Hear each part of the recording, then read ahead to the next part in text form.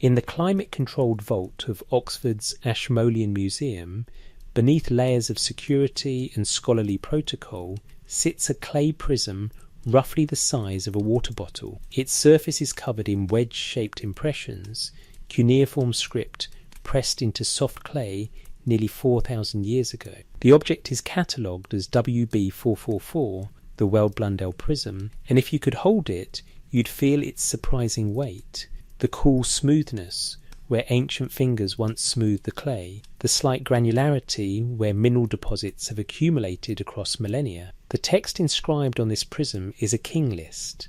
Not unusual for ancient Mesopotamia, civilizations keep records of their rulers.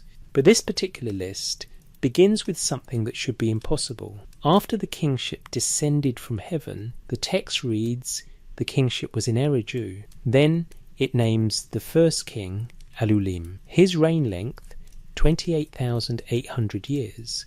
The second king, Aloyar, ruled for 36,000 years. 8 kings total before something the text calls the flood.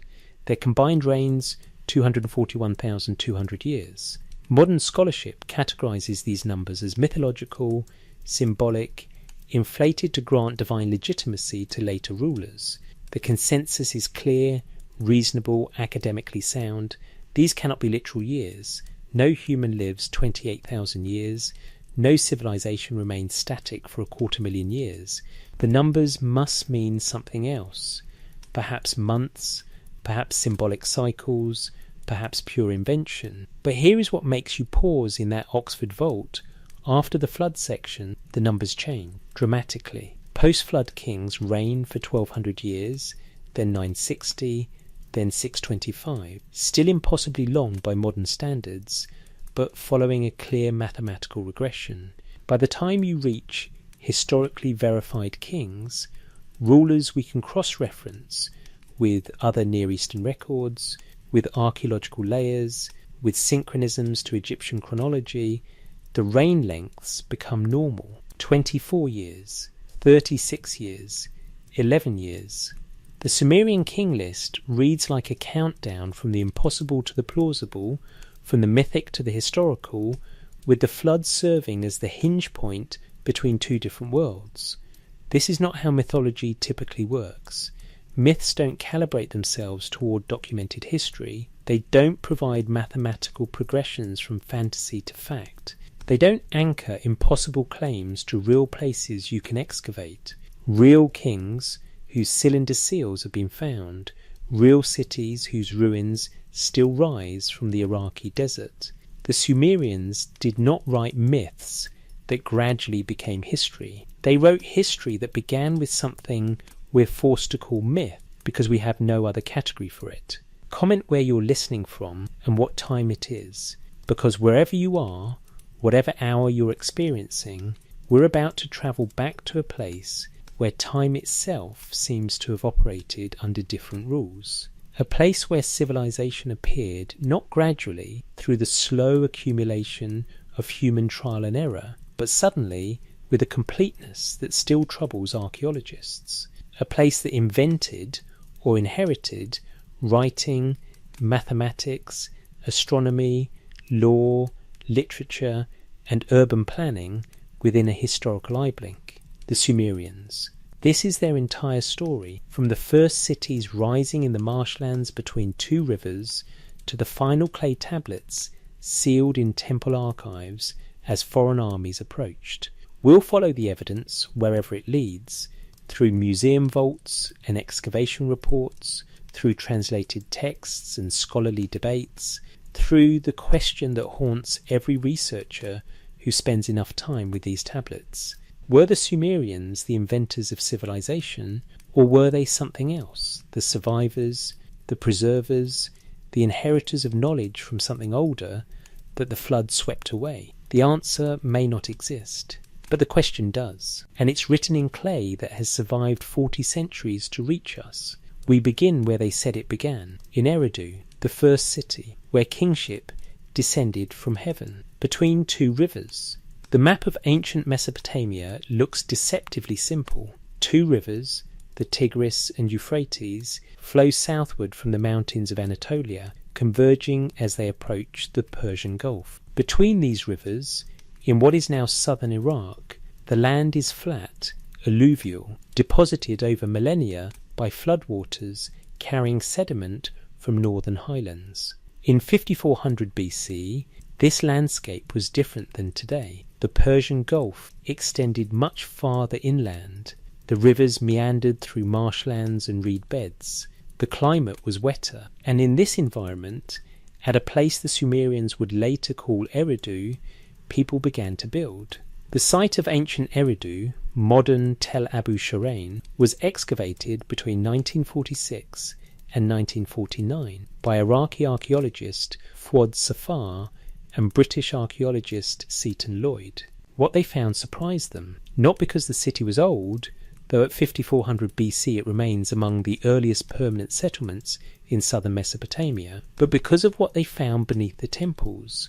Eridu was built on temples, layer after layer of them, each constructed directly atop the ruins of its predecessor, following the same orientation, the same basic plan, the same sacred space, for over 2,000 years. 18 distinct temple levels, each representing a rebuilding, each maintaining architectural continuity with what came before. The earliest levels were small mud brick platforms. By the Ubaid period, 5000–4000, they were substantial buildings with clear religious purpose. By the Uruk period, 4000–3100, they had become the prototype for the great ziggurats that would define Mesopotamian skylines. This is not how architecture typically evolves. Buildings change design as needs change, as technologies improve, as cultural preferences shift. But the temples at Eridu maintained their essential form and function across centuries that saw the invention of pottery, metallurgy, irrigation agriculture, and eventually writing itself. The temple was the constant. The city grew around it. The civilization developed within sight of it. The Sumerians themselves claimed Eridu was the first city ever built.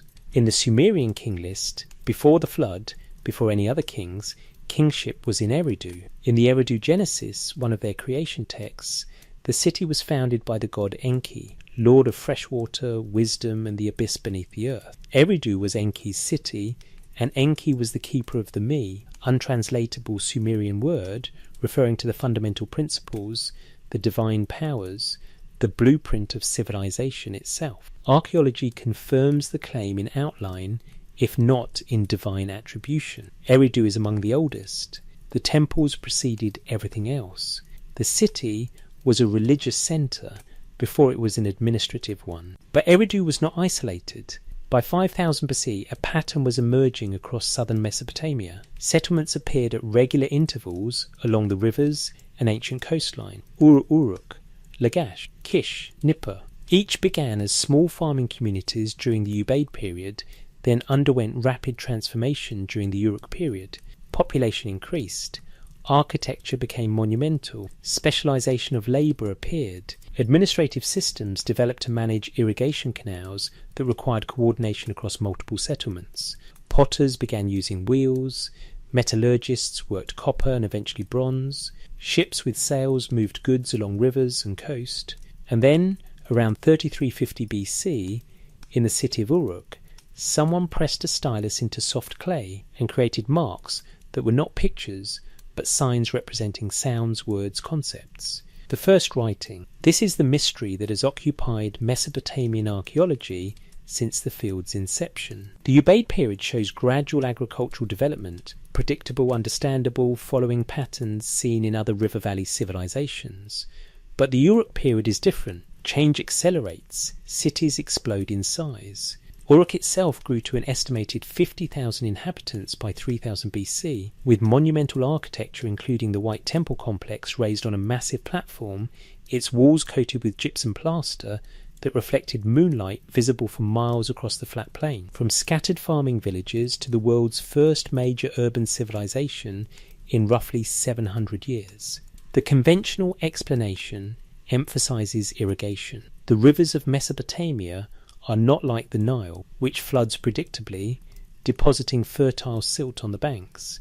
The Tigris and Euphrates flood irregularly, sometimes destructively, and their water must be channeled through canals to reach the fields. This requires cooperation. Cooperation requires organisation. Organisation requires record keeping. Record keeping drives the development of writing. Cities emerge as administrative centres, coordinating the agricultural surplus that irrigation makes possible. This explanation is well supported and largely accepted. The evidence is clear. Sumerian agriculture was sophisticated. Their farmer's almanac, dated to around 1700 BC, provides detailed instructions for field preparation, irrigation timing, ploughing techniques, and pest management that presume centuries of accumulated agricultural knowledge. But the explanation has limits. It tells us how cities could form. It does not fully explain the speed at which they formed, nor the completeness of the systems they displayed from their earliest levels. Irrigation requires engineering, but the mathematical and astronomical knowledge the Sumerians possessed exceeds what irrigation alone would necessitate. Writing begins with accounting, but Sumerian literature, which appears fully formed within centuries of writing's invention, suggests purposes beyond administrative necessity. There is a difference between having the prerequisites for civilization and having the template for one. The Sumerians had both. They called themselves the black-headed people. They spoke a language unrelated to any other known tongue, not Semitic, not Indo-European, not related to neighbouring languages in any way modern linguistics can determine. Sumerian is a language isolate, an orphan on the linguistic family tree. As if the people who spoke it arrived from somewhere, linguists cannot trace or evolved in isolation so complete that all related languages vanished without leaving evidence. By 3000 BC, the Sumerian civilization had crystallized into its classical form, a collection of independent city-states, each with its own patron deity, its own temple complex, its own ruler, its own agricultural hinterland, sharing a common language, a common script, a common set of religious traditions, and a common memory of where they came from. That memory is preserved in their king lists, their creation texts, their flood narratives. And it does not describe slow evolution from primitive to complex. It describes something that was given, that descended, that was taught by figures the texts call gods, but describe in remarkably specific terms. Beings who walked among humans, who taught the arts of civilization, who ruled for impossibly long periods, and who warned certain individuals when the flood was coming. Mainstream scholarship treats these accounts as mythology, culturally important, symbolically rich, but not historical. The alternative interpretation, rarely voiced in academic journals but persistent in archaeological margins, asks a different question. What if the Sumerians were describing something they believed had actually happened? Not the gods literally, but the memory, distorted by time, embellished by religious devotion, mythologized through retelling, of teachers, of knowledge bearers, of a prior civilization that passed its learning to survivors before some catastrophe ended its world. The evidence does not prove this. The evidence cannot prove this. But the evidence keeps returning to the same pattern: sudden appearance, complete systems, knowledge that seems to exceed immediate practical needs, and their own insistence that what they had was inherited from before the flood. Eridu stood at the centre of this memory, Enki's city, the first city, where the Mi were kept, where kingship descended from heaven. Between two rivers, in mud and water, something began that would define human civilization for 3,000 years. The cities rose, the canals were cut, the tablets were inscribed, and on those tablets the Sumerians wrote that they were not the first, that before them there was something older, that the flood came, that knowledge survived. We are trying to read what they wrote. We are trying to understand what they meant. We are standing in museum vaults, holding clay tablets, reading king lists, and confronting the possibility that the story of civilization is not what we thought. The story may be longer, the story may be stranger, the story may have chapters we have not yet learned to read. The language, that stood alone. In 1835, British diplomat Henry Rawlinson stood at the base of a cliff face in western Persia, staring up at an inscription carved into rock 300 feet above the ground. The Behistun inscription, a trilingual text in Old Persian, Elamite and Akkadian, would become the Rosetta Stone of cuneiform decipherment. Rawlinson, risking his life on precarious scaffolding, copied the inscriptions. By 1838, he had successfully deciphered the Old Persian section. By 1851, with contributions from scholars across Europe, the Akkadian text was readable. But beneath the Akkadian, in tablets excavated from Mesopotamian sites, in temple libraries, in school archives, lay another language, older, stranger, grammatically unlike anything linguists had encountered. The first clues came from Akkadian bilingual tablets. Ancient Mesopotamian scribes, writing in Akkadian, a Semitic language related to Hebrew and Arabic, had preserved Sumerian texts alongside Akkadian translations, creating what amounted to ancient dictionaries. By the 1850s, scholars realized they were looking at two distinct languages written in the same script. Akkadian, they could understand. Its grammar followed Semitic patterns. Its vocabulary had cognates in other known languages. But Sumerian was different. Fundamentally, structurally, completely different. Sumerian is what linguists call an agglutinative language. It builds meaning by stringing morphemes together like beads on a string, each adding a specific nuance to the core word. A single Sumerian word might incorporate subject, object, verb, tense, mood, and directional information that would require an entire sentence in English. The language has no grammatical gender. Its word order places the verb at the end. Its phonology, how it actually sounded when spoken, remains debated because cuneiform script was designed for it, but doesn't fully represent vowels. More significantly, Sumerian shares no detectable linguistic relationship with any language family known to exist. Linguists have attempted to connect it to Uralic languages, Dravidian languages, Turkic languages, even proposed relationships to Basque or Proto-Indo-European. Every attempt has failed. The vocabulary shows no cognates.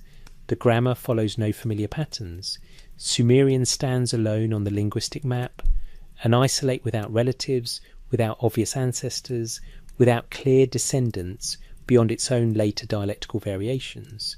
This is genuinely unusual. Languages do not typically exist in isolation. They evolve from proto-languages, diverge into dialects, borrow vocabulary from neighbours, share grammatical structures with related tongues. Even ancient languages usually sit within identifiable families. Hittite, though dead for 3,000 years, is clearly Indo-European. Elamite, though poorly understood, shows possible connections to Dravidian language families. Egyptian stands within the Afro-Asiatic family tree. Sumerian has no tree. It is its own tree. And that tree appears in the archaeological record fully formed, with a sophisticated vocabulary, complex grammar, and a literary tradition that emerged within centuries of writing itself being invented. The decipherment process revealed just how sophisticated the language was. Early tablets from Uruk 3300 show proto-cuneiform, pictographic symbols representing objects and concepts. Within 300 years, by the early dynastic period 2900, the script had evolved into full cuneiform, capable of representing not just things, but sounds, grammar, abstract concepts. And by 2600 BC, the Sumerians were producing literature, not just administrative records, not just temple inventories, literature. The instructions of Shuruppak, dated to around 2600 BCE, is a wisdom text in which a father advises his son on proper behaviour. You should not locate a field on a road, it counsels.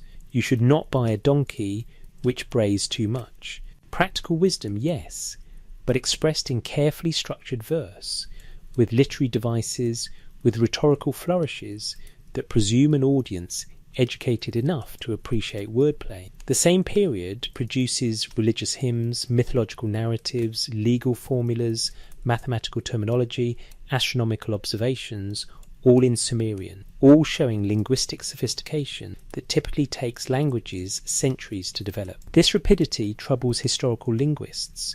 Languages evolve slowly. Proto-Indo-European took thousands of years to diversify into the family of languages that now spans from Iceland to India. Proto-Semitic diverged into Akkadian, Hebrew, Arabic and other languages across 2 millennia, but Sumerian appears in the record essentially complete, with minimal evolution visible in texts spanning 1500 years. The standard explanation is that we simply lack earlier evidence. The language must have evolved during the Ubaid period, must have been spoken by the inhabitants of Eridu and other settlements before writing captured it. The rapidity is an illusion caused by the accident of preservation. Writing freezes language at a particular moment, making earlier evolutionary stages invisible. This explanation is reasonable, but it requires acknowledging a significant gap in evidence. The transition from pre-literate Ubaid culture to literate Uruk civilization represents not just the invention of writing, but the appearance of a language sophisticated enough to use that writing for complex purposes almost immediately. Consider what writing captures in those first centuries. Administrative records, yes, lists of grain, counts of livestock, records of temple offerings, but also god names, religious terminology, kinship terms, abstract concepts like justice and wisdom, technical vocabulary for irrigation and metallurgy and mathematics. The language already has words for these things. The vocabulary already exists.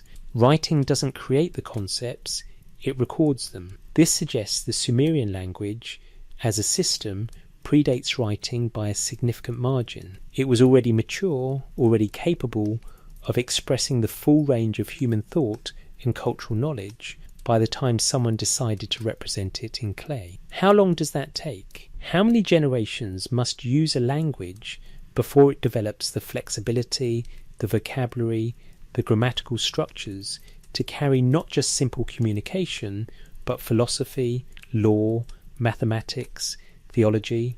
The linguistic timeline doesn't quite align with the archaeological one. The cities appear around 4000 BCE. Writing appears around 3300 BC. But the language writing captures seems older than both, already fully formed, already capable of bearing the weight of an entire civilization's knowledge. The Sumerians themselves had a term for their written language, emigir, which translates approximately as the princely tongue or the established language. The term suggests prestige, antiquity, formal status.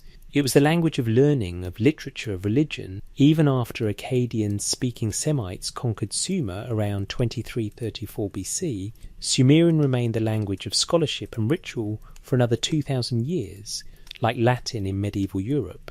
Why would a language persist so long in elite circles if it were merely the tongue of a conquered people? Latin persisted because of institutional power, the church, the universities, the legal tradition. Sumerian persisted for similar reasons, but with an added element: it was considered the language of the gods themselves.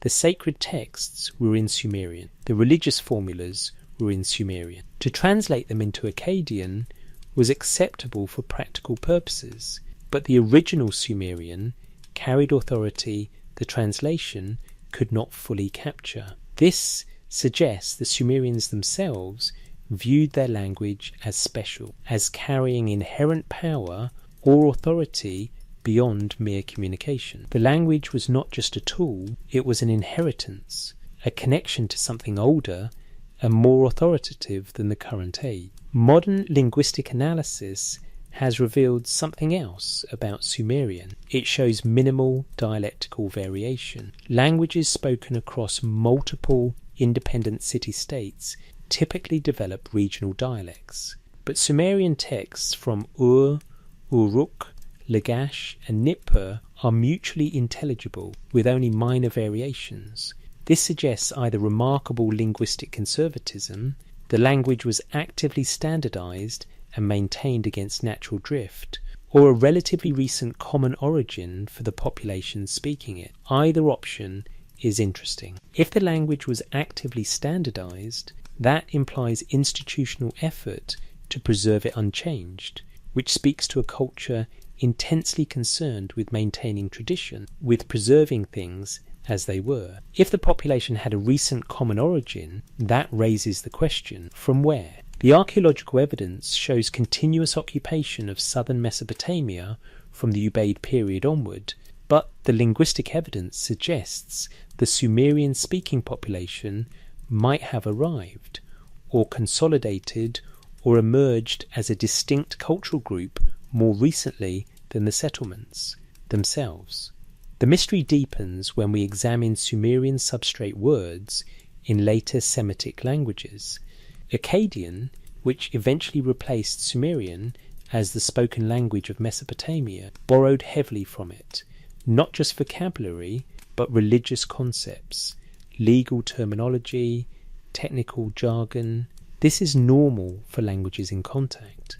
But some of these borrowed words appear to have been borrowed into Akkadian from Sumerian very early, possibly before either language had a written form, suggesting the two populations were in contact before the rise of cities. Yet Akkadian is a Semitic language with clear ties to other Semitic tongues. Sumerian remains isolated.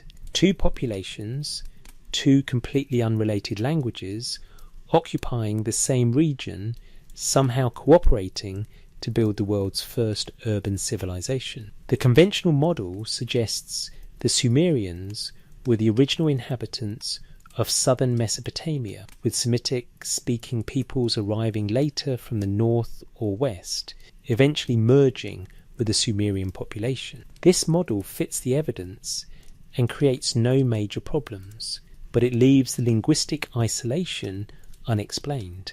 Languages don't typically isolate themselves. They connect, they borrow, they share structures with geographical neighbours. Sumerian's lack of connections suggests either extreme isolation before the Sumerian people arrived in Mesopotamia, which contradicts the archaeological evidence of continuous regional development, or something more unusual, the language as a preserved form, maintained deliberately, carried forward by a population that valued linguistic continuity as a marker of identity and heritage. We cannot answer these questions conclusively. We have the language preserved in hundreds of thousands of tablets. We have the grammar painstakingly reconstructed by scholars over 150 years. We have the literature, the laws, the letters, the lamentations. What we don't have is the origin story. We don't know where Sumerian came from. We don't know why it stands alone. We don't know if its isolation is an accident of survival, all related languages happen to vanish, or something more meaningful. The Sumerians themselves are silent on this question. They don't describe their language as foreign or imported. They simply used it, wrote in it, taught it in their schools, and preserved it in their temples long after it ceased to be commonly spoken. The language that stood alone, the tongue without relatives, the words pressed into clay that we can read but cannot fully contextualize, because context requires connection, and Sumerian has no connections we can trace. It is as if the language descended from heaven, fully formed, ready to bear the weight of civilization's first literature. And perhaps that is what they wanted us to think. Or perhaps that is what they themselves believed. In their world, where writing was a gift from the gods, where kingship descended from heaven, where civilization began in Eridu at the command of Enki, the isolation of their language was not a problem to solve. It was proof that what they carried was not derivative, not borrowed, not evolved from something else. It was original, established, princely. The language was the first inheritance. Everything else, the cities, the laws, the literature, the knowledge, was written in it. Cities that rose complete. The archaeological site of Uruk, modern Warqa in southern Iraq, sprawls across roughly 6 square kilometres of desert, German archaeologists have worked there intermittently since 1912, peeling back layers of occupation spanning 4,000 years. What they found in the lowest levels, the Uruk for 4 and 3 periods, dated to 3350, 3000 BC, rewrote the history of urbanism. Uruk was not a village that gradually became a town that slowly evolved into a city. Uruk exploded. Around 4000 BC, Uruk was a modest settlement, perhaps a few hundred inhabitants, architecturally unremarkable. By 3200 BC, it was a city of 40,000 to 50,000 people, the largest urban centre in the world at that time. The transformation took roughly 800 years, which sounds gradual until you consider what appeared during those centuries. The White Temple, built atop a massive platform that would evolve into the Anu Ziggurat, its walls covered in white gypsum plaster, visible for miles. The Red Temple, the Limestone Temple, the Pilar Hall, a structure with columns carefully arranged in rows, its purpose still debated, but its architectural sophistication undeniable. An administrative complex capable of managing grain stores, textile production, trade networks extending to the Indus Valley and Anatolia, and cuneiform writing, appearing first as pictographic marks on clay tablets used for accounting, evolving within 3 centuries into a flexible script capable of recording not just quantities, but language itself. This is not how cities typically emerge. Urban development follows predictable patterns. Population grows slowly as agriculture improves. Small settlements merge, or one dominates its neighbours. Specialised crafts appear as surplus allows non-farmers to survive. Administrative systems develop piecemeal in response to specific needs. Monumental architecture comes late, after generations of wealth accumulation, after a ruling class consolidates power and commands resources. Uruk reversed this sequence. The monumental architecture appeared early. The administrative system was present from the beginning, sophisticated enough to manage a complex economy. The population surge happened rapidly, suggesting either massive migration into Uruk or equally rapid growth of multiple settlements that were incorporated into a single urban system. And the writing appeared when the city needed it, as if on cue, in a form already structured for administrative use, with symbols representing not just objects, but quantities, actions, relationships. By 3000 BC, the script had evolved to capture spoken language, with signs representing syllables and grammatical elements. 300 years from pictures to full writing. For comparison, Egyptian hieroglyphics took roughly 500 years to develop from early symbolic marks to a complete writing system, and that's considered rapid. Chinese script took longer. The alphabet, invented by Phoenicians borrowing concepts from Egyptian hieroglyphics, was a simplification of existing systems, not a creation from scratch. Sumerian cuneiform was from scratch. No obvious precursors. No gradual evolution visible in the archaeological record. It appears at Uruk, in the late Uruk for 4 period, as a functional system for recording economic transactions, then rapidly expands its capabilities. Some archaeologists point to earlier symbol systems, carved stones, pottery marks, clay tokens used for accounting in pre-literate periods. These might represent precursors to writing, conceptual stepping stones toward representing information outside human memory. But the gap between a clay token representing one sheep and a cuneiform text recording a legal contract, a hymn, or a king list is substantial. The cognitive leap is substantial. The systematization required is substantial. It happened fast, maybe too fast. The speed itself becomes evidence of something unusual, not supernatural, but unusual. Either the Sumerians were extraordinarily innovative, generating breakthrough after breakthrough in rapid succession, or they were implementing ideas that already existed in some form, adapting a template, executing a plan. The urban layout of Uruk supports the latter interpretation. The city wasn't organic. It didn't grow haphazardly, with winding streets following ancient footpaths, neighbourhoods clustering around wells or markets. Uruk had structure, distinct zones, residential areas, craft districts, temple precincts, administrative centres, canals for transportation and irrigation entering the city at planned locations. Defensive walls to following logical circuits.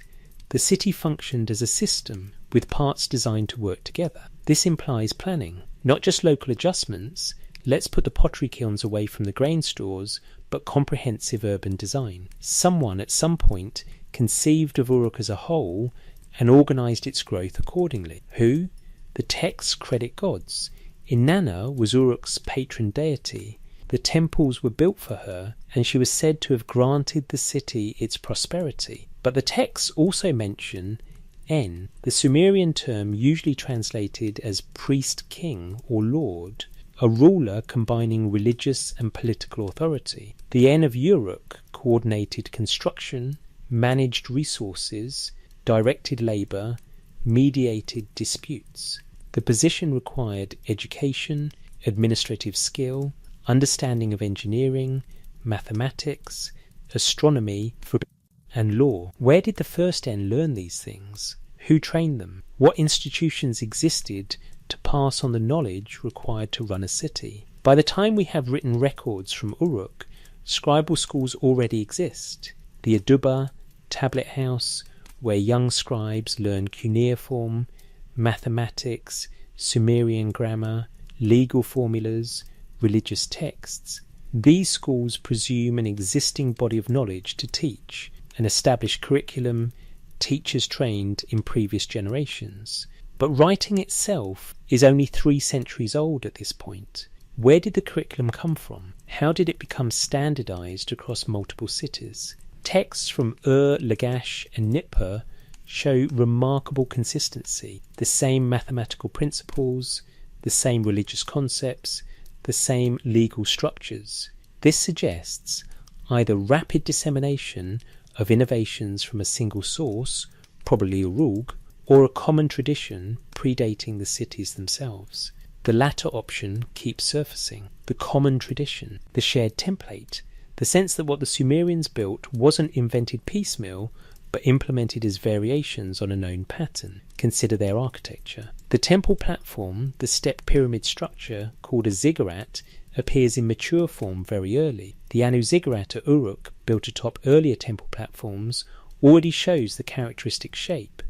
Terrace levels ascending to a temple at the summit, representing the mountain where heaven meets earth. This architectural form becomes standard across Sumer, with every major city building its own ziggurat in the same basic style. Why this specific design? Practical considerations don't fully explain it.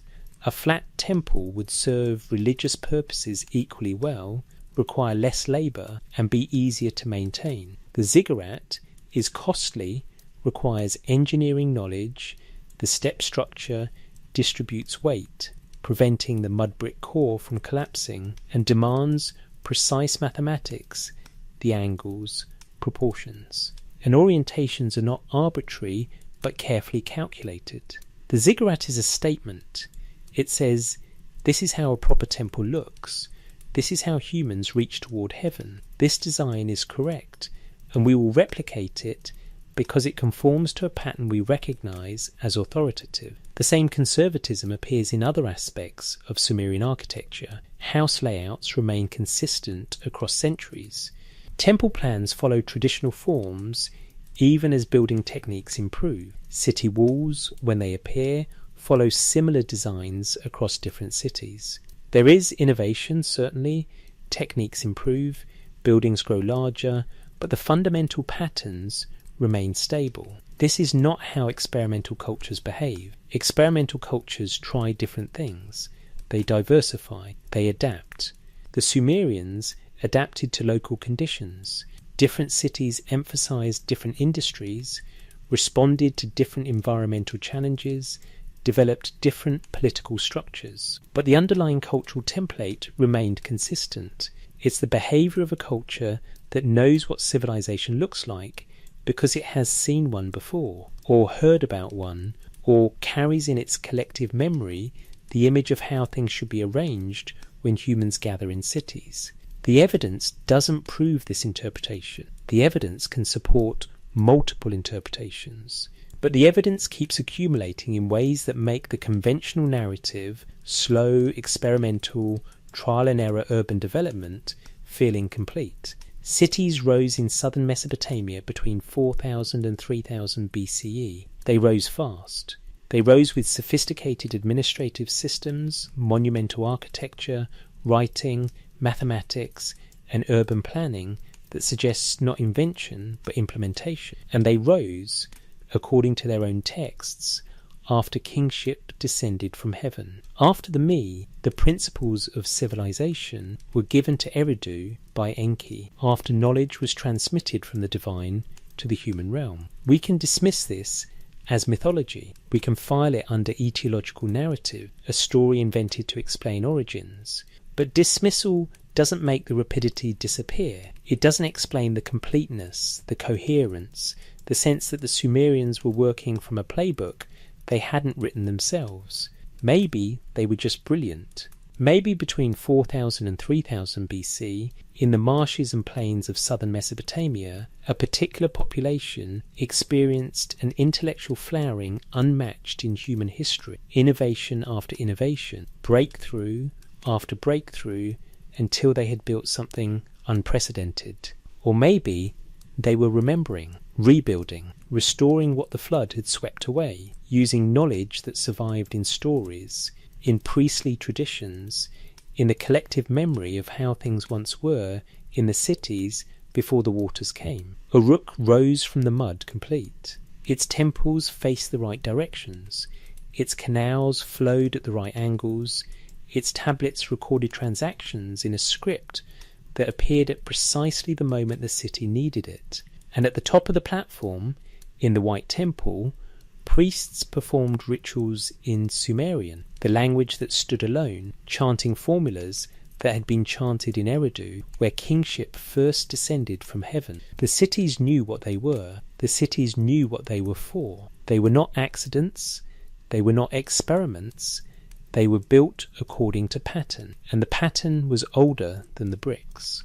The education of forever. In the ruins of Nippur, excavated in the 1890s by the University of Pennsylvania expedition, archaeologists found a house, not a temple, not a palace, just a residential structure in the scribal quarter of the city, dating to around 1750 BC. But this particular house was different. Inside, scattered across floors and packed into clay jars, were thousands of tablets, practice exercises, mathematical problems, lists of Sumerian words, copies of literary texts, grammatical exercises, proverbs, hymns.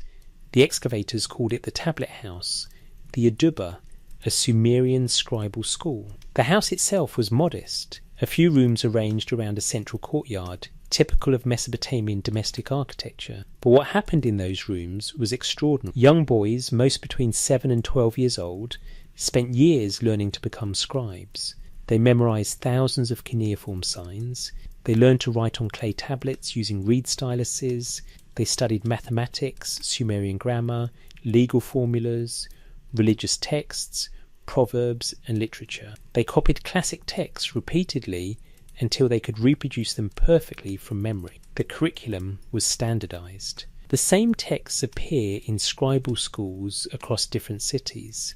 Uruk, Lagash, Nippur. A student in learned the same multiplication tables, copied the same literary excerpts, memorized the same proverbs as a student in Nippur. This standardization implies centralized educational administration, agreed upon canons of important texts, and a shared understanding of what knowledge a scribe needed to function in Sumerian society. But here is what troubles the conventional timeline. By 1750 BC, when this particular school was operating, writing had existed for only 1600 years. The educational system we're looking at, standardized, sophisticated, reproducing classic texts with near perfect fidelity, appears fully formed within a few centuries of literacy itself appearing. This is not enough time for a literary canon to develop organically, for pedagogical methods to be refined through trial and error, for certain texts to be elevated to classic status through generations of readers appreciating their quality. It's as if the Sumerians knew from the beginning what education should look like, what texts were important, how knowledge should be transmitted from teacher to student. The scribal school texts reveal the curriculum structure. Education began with learning individual cuneiform signs, hundreds of them, each representing a sound, a word, or a concept. Students copied sign lists repeatedly, training muscle memory and visual recognition. Then they progressed to syllabaries, lists organizing signs by their phonetic values, then word lists, grouping vocabulary by category, trees, stones, animals, metals, wooden objects, leather goods. These lists were not arbitrary. They represented a systematic categorization of the world, a taxonomy of existence. The Sumerian scribes understood that knowledge could be organized, classified, made teachable through structure. This is sophisticated educational theory. It presumes that whoever designed these lists understood how human memory works, how categorization aids learning, how repeated copying embeds information in the mind. After mastering the basics, students move to mathematical texts. Sumerian mathematics used a base 60 system, the same system that gives us 60 seconds in a minute, 60 minutes in an hour, 360 degrees in a circle. The choice of base 60 is not obvious. Most human counting systems are base 10, probably because we have 10 fingers. Some cultures used base 20, counting fingers and toes. Base 60 is unusual, sophisticated, and remarkably useful for calculations involving fractions. Why? Because 60 is divisible by 2, 3, 4, 5, 6, 10, 12, 15, 20, and 30. This means fractions like 1/2, 1/3, 1/4, 1/5, and 1/6 can be expressed as whole numbers in base 60, avoiding the need for decimal notation. For a civilization without calculators, working with fractions in base 60 is vastly simpler than working in base 10. The Sumerians understood this. Their mathematical texts show sophisticated manipulation of fractions, multiplication and division using tables, calculation of areas and volumes, solutions to algebraic problems. One tablet, YBC 7289 from the Yale Babylonian collection, shows a square with its diagonal drawn. Inscribed on the square is the length of one side 30 and the length of the diagonal, expressed in base 60 notation as 1,024,051,10, which translates to 1 plus 2460 plus 3600 plus 10 plus 16,000. This number equals approximately 1.414213, which is the square root of 2, accurate to 6 decimal places. This tablet dates to around 1800 BCE. The Sumerians had calculated the square root of 2 to 6 digit precision 3,800 years ago, not through geometric approximation, but through systematic mathematical methods. And they were teaching these methods in scribal schools, preserving the knowledge across generations. After mathematics, students studied literature. This is where the education becomes explicitly about preservation. The texts students copied were not contemporary works, but ancient classics, often written in archaic Sumerian that was already difficult for Akkadian-speaking students to understand. The most frequently copied text was the Instructions of Shuruppak, a wisdom composition supposedly written by Shuruppak, the father of Ziusudra, the Sumerian flood hero before the flood.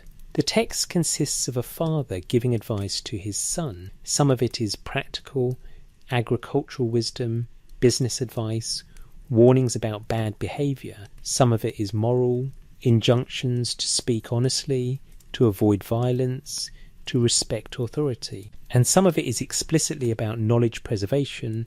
Do not neglect my instructions. Do not transgress the words I speak. The instructions of an old man are precious.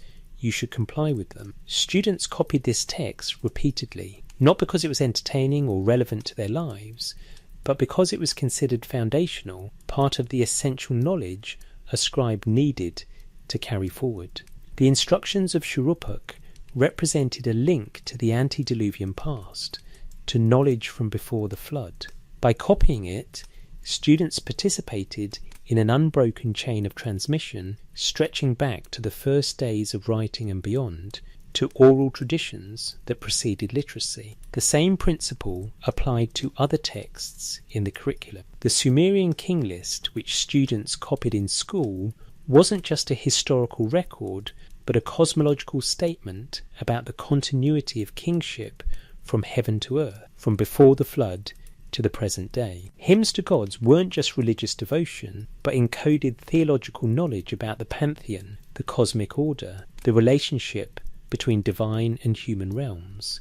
The scribal schools weren't just teaching practical skills, they were inducting students into a tradition, making them guardians of knowledge they were expected to preserve and transmit unchanged to the next generation. This is why Sumerian persisted for 2,000 years after it ceased to be a spoken language. The scribes kept it alive, not because it was useful for administration, Akkadian worked fine for that, but because the knowledge was in Sumerian.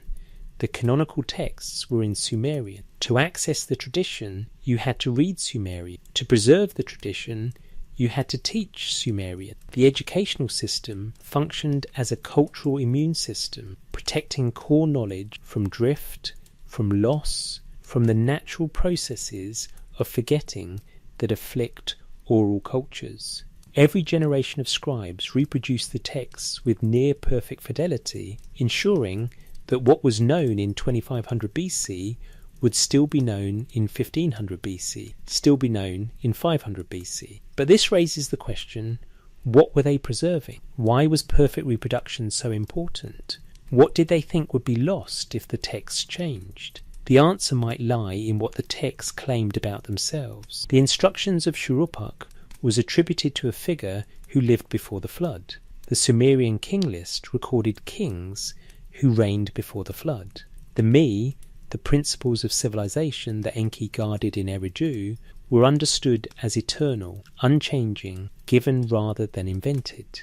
The Sumerian worldview was fundamentally conservative. Innovation was acceptable in technology, in administration, in adapting to circumstances. But the foundational knowledge, the mathematics, the astronomy, the religious understanding, the legal principles, was not to be innovated. It was to be preserved, because it was inherited, because it came from before, because altering it would break the connection to the source. This is not how we think about knowledge. We celebrate innovation, discovery, the advancement of understanding. We expect each generation to know more than the last, to correct errors, to build on what came before. But the Sumerians saw knowledge differently. The Golden Age was in the past. The antediluvian kings possessed wisdom that post-flood humans could only approximate. The role of education was not to advance knowledge, but to prevent its erosion, to maintain the connection to what the ancestors knew. If this seems strange to us, consider how the Sumerians would view our approach. We write knowledge in formats designed to be temporary, paper that decays, digital files dependent on technologies that will be obsolete in decades. We rewrite history constantly, reinterpreting past events based on current values. We abandon old knowledge casually, assuming newer must be better. The Sumerians wrote in clay tablets that last 4,000 years. They copied the same texts for 2,000 years, maintaining continuity across empires, invasions, language shifts, political upheavals. They built institutions, the scribal schools, the temple libraries, the administrative archives, designed explicitly for knowledge preservation across time. They were not trying to advance knowledge, they were trying to save it, to carry it forward from an age they believed was wiser, more knowledgeable, closer to the gods who first taught humans the arts of civilization. The tablet house in Nippur was not just a school, it was a monastery, a scriptorium, a library, an ark. The students copying multiplication tables and hymns and king lists were not just learning practical skills. They were serving as living transmission lines, human memory extending backward to a time before the cities, before the flood, to whenever the knowledge first entered the world. And they succeeded. The text survived. The knowledge reached us. We can read the instructions of Shurupak, calculate using Sumerian base 60 mathematics, study the Sumerian king list in Oxford's Ashmolean Museum. The chain held. The education worked. The knowledge survived its civilization. What we still don't know is where the knowledge came from. Who taught the first teachers? Where did the curriculum originate?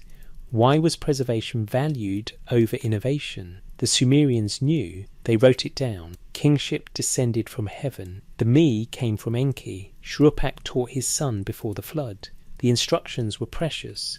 Comply with them. The education of forever. Knowledge meant to last until the world itself ended, pass from clay tablets to young minds, from young minds to new clay tablets, in an unbroken cycle of copying and learning and remembering that sustained itself across millennia. In the tablet house, a student presses his stylus into soft clay, forming the same signs a student formed 3,000 years ago. The text is old, the knowledge is older, but the hands are young, and the tradition continues.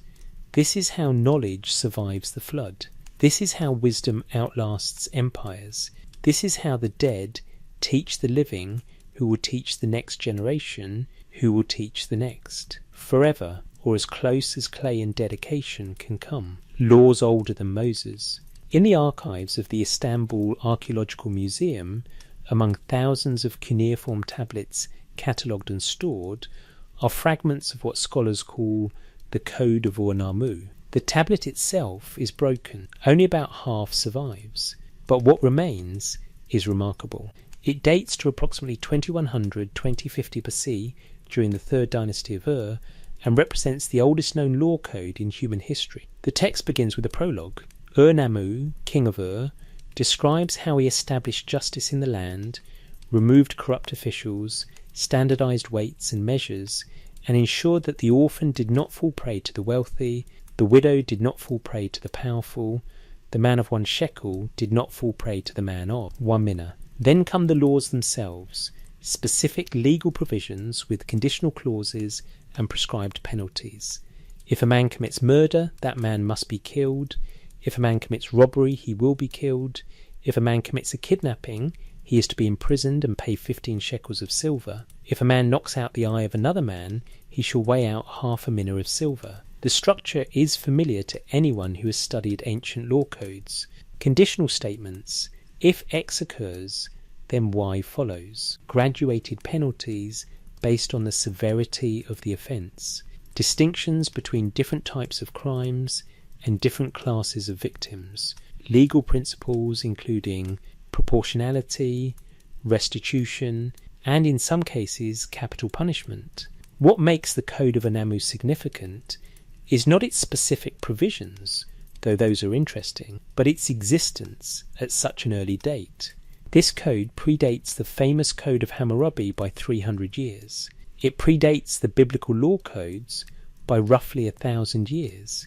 It appears less than 200 years after the Sumerian Renaissance, the cultural revival following the collapse of the Akkadian Empire, when the 3rd dynasty of Ur reunified southern Mesopotamia and reasserted Sumerian cultural dominance. Yet the code does not read like a first attempt at codifying law. It reads like a mature legal system being recorded systematically for the first time. The distinctions it makes between murder and manslaughter, between theft and robbery, between free persons and slaves, presume a long history of legal thinking, of case law, of practical adjudication that preceded the code's composition. This pattern repeats throughout Sumerian legal texts.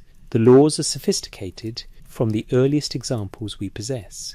They show awareness of legal principles that modern jurisprudence still recognizes: presumption of innocence, proportional punishment, restitution to victims, special protections for vulnerable populations, standardization of penalties to prevent arbitrary justice.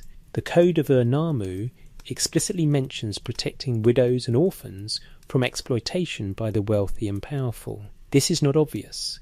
Early legal systems often codify existing power structures, giving legal sanction to the privileges of elites. But Ur-Nammu's code, like later Mesopotamian legal traditions, recognizes that justice requires protecting the weak from the strong, that law exists not just to maintain order, but to prevent oppression. This is moral philosophy embedded in legal code. It presumes an understanding that power imbalances are unjust, that society has an obligation to protect its vulnerable members, that the purpose of law extends beyond punishment to include social welfare. Where did these ideas come from? How did Sumerian civilization develop such sophisticated legal ethics so early? The standard answer points to social complexity. Cities create problems, disputes over property, contracts, inheritances, damages. As societies grow more complex, they need more sophisticated legal mechanisms to resolve conflicts without violence. Law evolves in response to need, gradually becoming more elaborate, more principled, more concerned with justice as a concept rather than mere retaliation. This explanation is reasonable, but it doesn't fully account for the sophistication present in the earliest legal texts, nor the consistency of legal principles across different Sumerian city-states and later Mesopotamian civilizations. The Code of Hammurabi 1750, though written in Akkadian rather than Sumerian, follows the same structural patterns, addresses similar legal issues, and reflects the same underlying principles as the Code of Ur-Nammu, written 300 years earlier. This suggests not independent invention, but transmission. Later codes, built on earlier ones, modified them for new circumstances, but preserved core concepts. The legal tradition was continuous, stretching back through Ur-Nammu to earlier, unrecorded legal practices that themselves might have drawn on even older traditions. The Sumerians themselves believed their laws came from the gods. Legal authority derived from divine mandate. Kings received their power from the gods and ruled as the gods' representatives on earth. Justice was not a human invention, but a reflection of divine order, the way the gods intended society to function. This theological framework had practical consequences. If law came from the gods, it was not arbitrary. It could not be changed casually based on a king's whim. The king enforced divine justice, but did not create it. This placed limits on royal power and gave law a transcendent authority that made it more stable, more consistent across generations. The prologue to Ur-Nammu's code makes this explicit. The king describes himself as establishing justice in accordance with the true word of Utu, the sun god associated with justice and truth. The laws are not Ur-Nammu's personal preferences, but his implementation of divine principles that exist independent of his reign. This creates a legal culture fundamentally different from arbitrary rule. In a system where law derives from divine order, legal principles can accumulate over time, can be refined through generations of application, can develop coherence and sophistication because they're understood as discovering eternal truths, rather than making temporary policies. But this raises a question. If the laws reflect divine order, how did humans learn what that order was? How did the first kings know what justice looked like? The Sumerian answer: the gods taught them, or more specifically, certain gods, particularly Enki, god of wisdom, and Utu, god of justice, revealed to humans the principles by which society should be organized. These principles were part of the me, the fundamental aspects of civilization that Enki guarded in Eridu. Mainstream scholarship treats this as mythological justification, a way to legitimize rule authority by claiming divine sanction. But consider what the myth preserves: the idea that legal knowledge was transmitted, that it came from outside the human community, that the first lawgivers were not inventing principles but receiving them. This is consistent with the pattern we've seen in language, in urban planning, in education. The Sumerians consistently present themselves not as originators but as inheritors. They received the me, they learned from the gods, they preserved what had been taught. If we demythologize this, set aside the divine actors, and look at the structure of the claim, we're left with a civilization that understands itself as carrying forward knowledge from an earlier source. Whether that source was gods, prior civilizations, pre-flood teachers, or cultural traditions predating the cities, the Sumerians saw themselves as preservers of ancient wisdom rather than pioneers of new ideas. The legal texts support this interpretation. They don't experiment. They don't try different approaches to justice in different cities.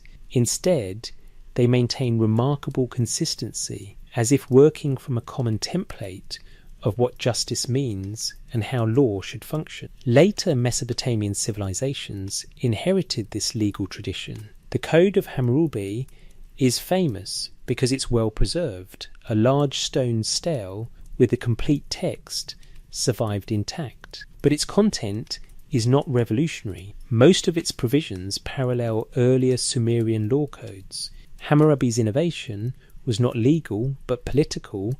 He unified Babylonia under a single law code, standardizing legal practice across a diverse empire. The principles themselves were already ancient, already established, already recognized as authoritative across Mesopotamia. These laws predated Moses by roughly 800 years. When biblical law codes were being written, the Ten Commandments, the Book of the Covenant, the Holiness Code, Mesopotamian legal tradition was already 1500 years old, already refined through generations of application, already sophisticated in its treatment of property rights, personal, injury, family law, and criminal justice.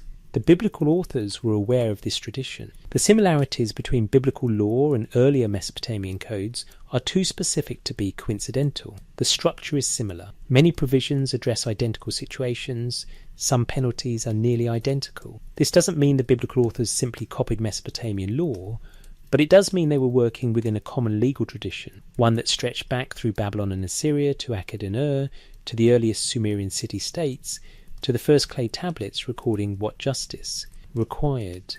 The tradition was old, the tradition was sophisticated, and the tradition, according to those who transmitted it, was not invented but revealed, not created but discovered, not experimental but based on principles understood to be eternally true. We don't have to accept the theological framework to recognize the pattern. The Sumerians developed sophisticated law early. They maintained legal continuity across centuries. They influenced every subsequent civilization in the Near East. Their legal thinking, protecting the vulnerable, proportional punishment, standardized procedures, became foundational to Western legal tradition. The laws themselves suggest a civilization that had thought deeply about justice long before anyone wrote those thoughts on clay. The sophistication is there in the earliest texts. The principles are consistent. The tradition is coherent, as if someone, somewhere, a very long time ago, had figured out what justice meant, and written it down, and taught it to students who became kings and judges. And those kings enforced it, and those judges applied it, and the tradition continued, growing in detail, but not fundamentally changing, because the core principles were understood to be correct. Laws older than Moses, justice older than Israel, legal principles from an age when kingship descended from heaven and the gods walked among humans, and wisdom was taught in Eridu by the freshwater abyss. The tablets are in Istanbul, in Baghdad, in London, in Philadelphia. The laws are readable, the principles are clear. What remains mysterious is the beginning. Who wrote the first law? Who decided that justice required protecting widows and orphans? That punishment should fit the crime? That society had obligations to its weakest members? The Sumerians credited the gods. Perhaps we should credit the Sumerians for preserving those principles through 4,000 years, through the rise and fall of empires, through conquest and cultural transformation, until the laws reached us, still readable, still recognizable, still relevant, still teaching that justice is old, that civilization requires law, that the strong should not devour the weak, still teaching what someone taught in Sumer, in the cities between two rivers, in the age when writing was new, but wisdom, they claimed, was ancient. The wisdom before the flood. The University of Pennsylvania Museum holds a tablet catalogued as CBS 1673. It's fragmentary, much is lost, but what remains is precious. The text is called the Eridu Genesis, and it represents the oldest known Sumerian creation and flood narrative. The tablet itself dates to around 1600 BC, but the composition is much older, possibly composed during the Ur-3 period, 2100-2000, or earlier still during the early dynastic period, 2900-2350. The first third of the tablet is missing. From the surviving portions, we can infer that it once described the creation of humans and animals, the founding of the first cities, and the establishment of kingship. Then the text shifts to a crisis. The gods decide to destroy humanity with a flood. The god Enki, patron of Eridu, lord of wisdom and freshwater, warns a king named Ziusudra. The text is damaged, but the warning is clear enough. A flood is coming. A decision to destroy humanity has been made. Enki tells Ziusudra to build a boat, to seal it with bitumen, to prepare for 7 days and 7 nights of rain. The flood comes. The text describes storm winds, rising waters, the boat tossing in the tempest. After 7 days, the sun god Utu appears, bringing light. Ziusudra makes offerings to the gods, and in gratitude for his piety, the gods grant him eternal life and settle him in Dilmun, a paradise, at the place where the sun rises. This is the earliest known version of the Mesopotamian flood narrative, but it's not the only one. The Atrahasis epic, preserved in later Babylonian copies, but composed in Old Babylonian times, 1800 BS, tells a similar story with more detail. A tablet fragment from this composition, CBS 13532, is also housed at the Penn Museum. In this version, humanity has multiplied and become noisy, disturbing the sleep of the gods. The gods decide to reduce the human population through plague, drought, and finally, a catastrophic flood. But Enki again warns a favoured human, this time named Atrahasis, who builds a boat and survives.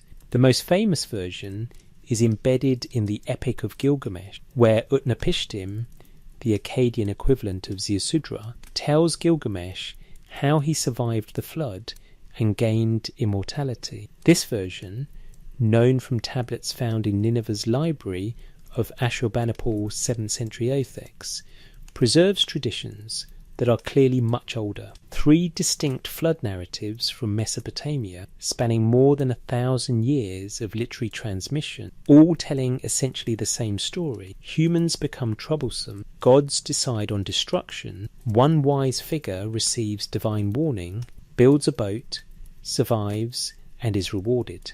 The biblical flood story in Genesis shares these elements, suggesting either direct influence from Mesopotamian traditions or a common ancient source that both preserved. The parallels are specific: the boat sealed with bitumen, the rain lasting for days, birds sent out to test if waters have receded, offerings made after landing, divine blessing afterward. These are not generic flood elements, but specific narrative details shared across cultures and millennia. What makes the Mesopotamian versions particularly interesting is their integration with other aspects of Sumerian tradition. The flood is not an isolated myth, but a historical marker. It divides time into before and after. Before the flood, kings reigned for tens of thousands of years. After the flood, reign lengths declined gradually until reaching human norms. Before the flood, certain knowledge existed that had to be preserved. After the flood, that knowledge had to be recovered, remembered, transmitted carefully to prevent its loss.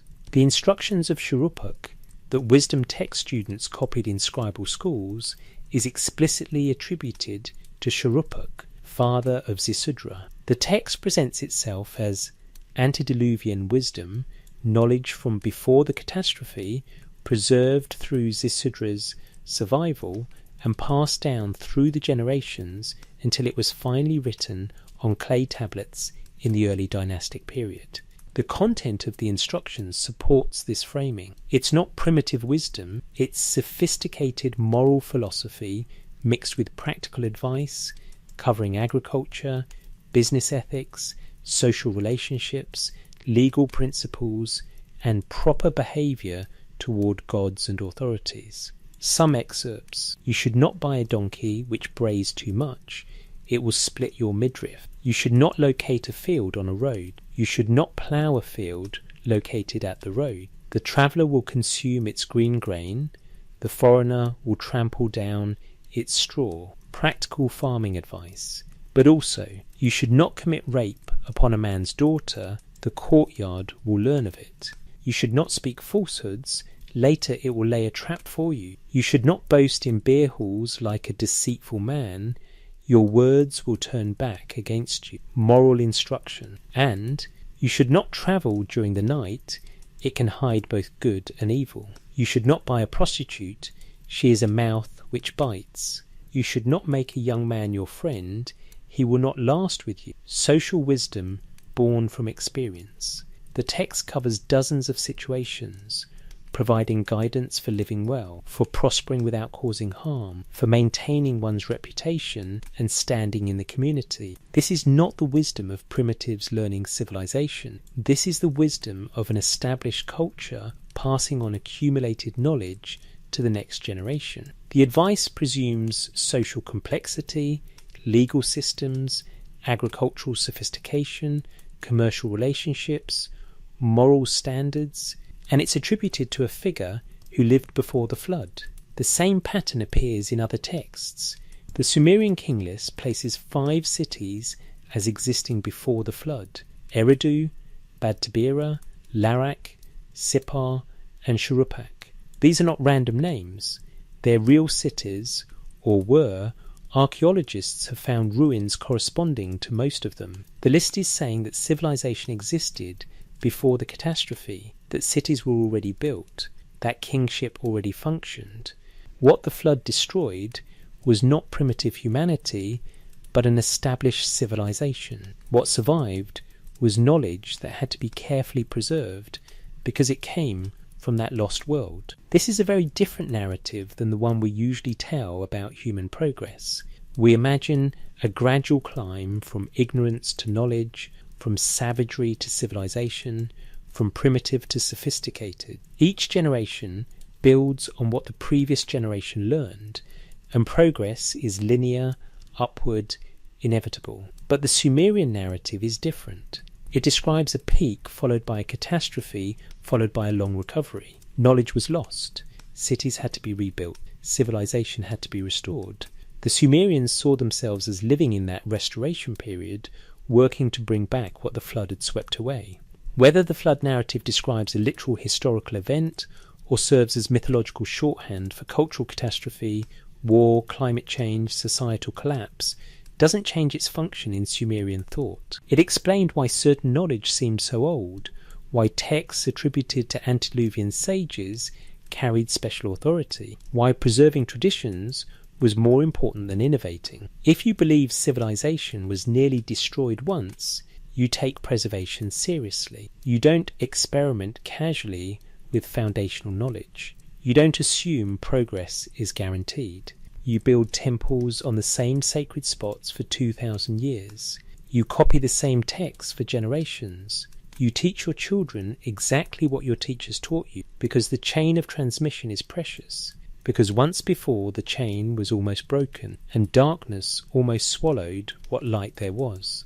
The flood narrative is about trauma and resilience, about loss and recovery, about the fragility of knowledge and the necessity of remembrance. And it's about figures like Zusudra, like Atrahasis, like Utnapishtim, humans who received warnings from gods, who acted on those warnings, who saved not just themselves, but seeds, animals, knowledge, the possibility of rebuilding. These figures are humanity's heroes, not because they conquered enemies, but because they preserved. They were rememberers, knowledge keepers, the bridge between the old world and the new. The Mesopotamian flood narratives influenced cultures across the ancient Near East and beyond.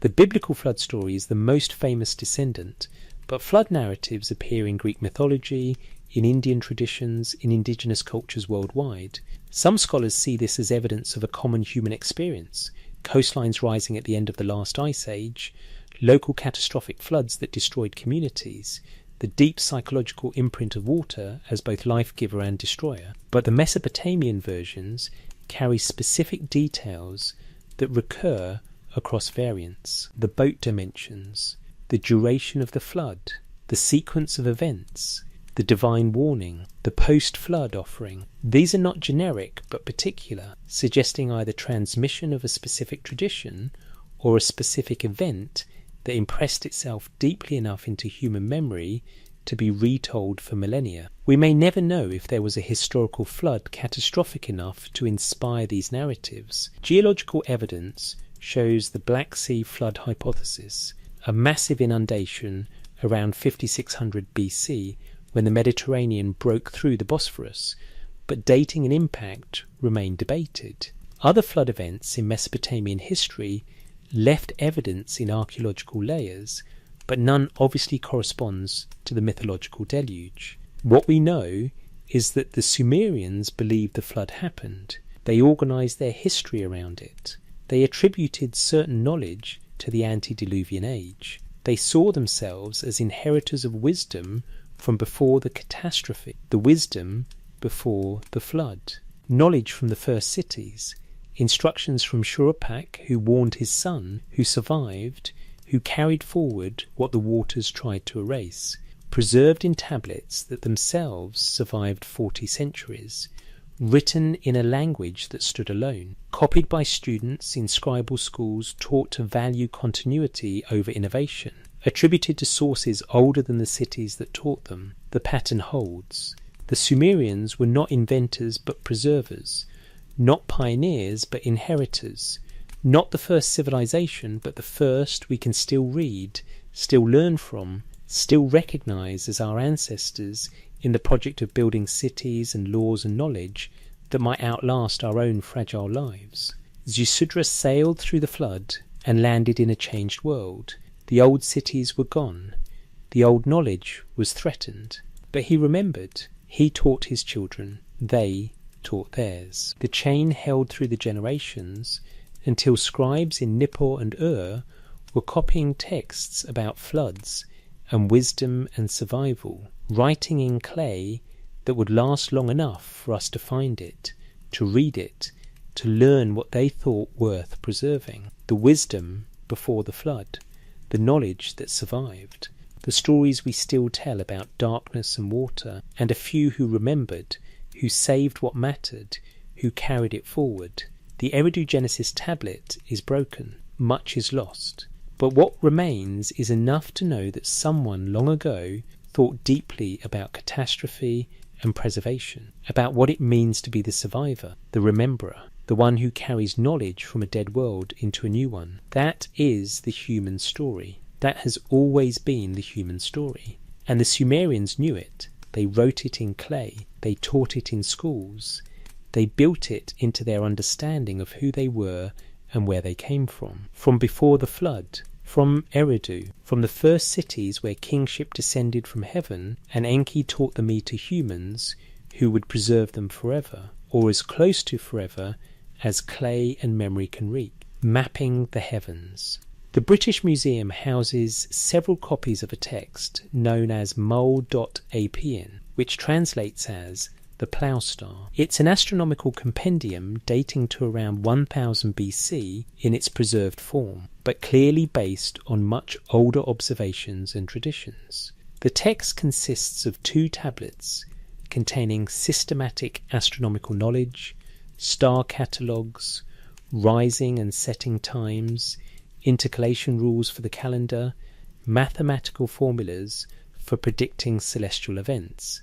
The opening lines give the work its name, "The stars of the plough on the 15th of Nisan appear." The plough constellation, probably corresponding to Triangulum in modern terminology, marked the beginning of the agricultural year, its appearance signalling planting time. From there, the text catalogues 66 stars and constellations organised into 3 ways or paths across the sky: the way of Anu, the celestial, the way of Enlil, the northern sky, and the way of E, the southern sky. For each constellation, the text provides rising times, setting times, and relationships to other celestial bodies.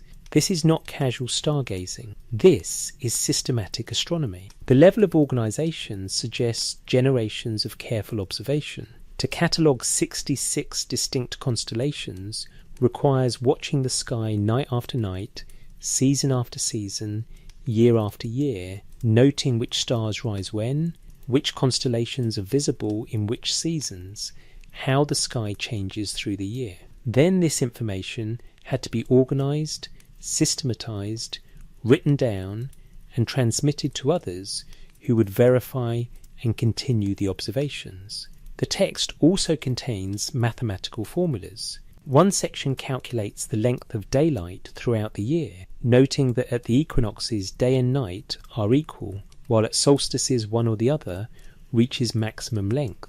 The calculations use a schematic year of 360 days, 12 30-day months, which doesn't match the true solar year of 365 10-5 days, but provides a mathematically convenient framework for calculations. To correct for the discrepancy between the 360-day schematic year and the actual solar year, the text includes intercalation rules, guidelines for when to insert an extra month to keep the lunar calendar synchronized with the seasons.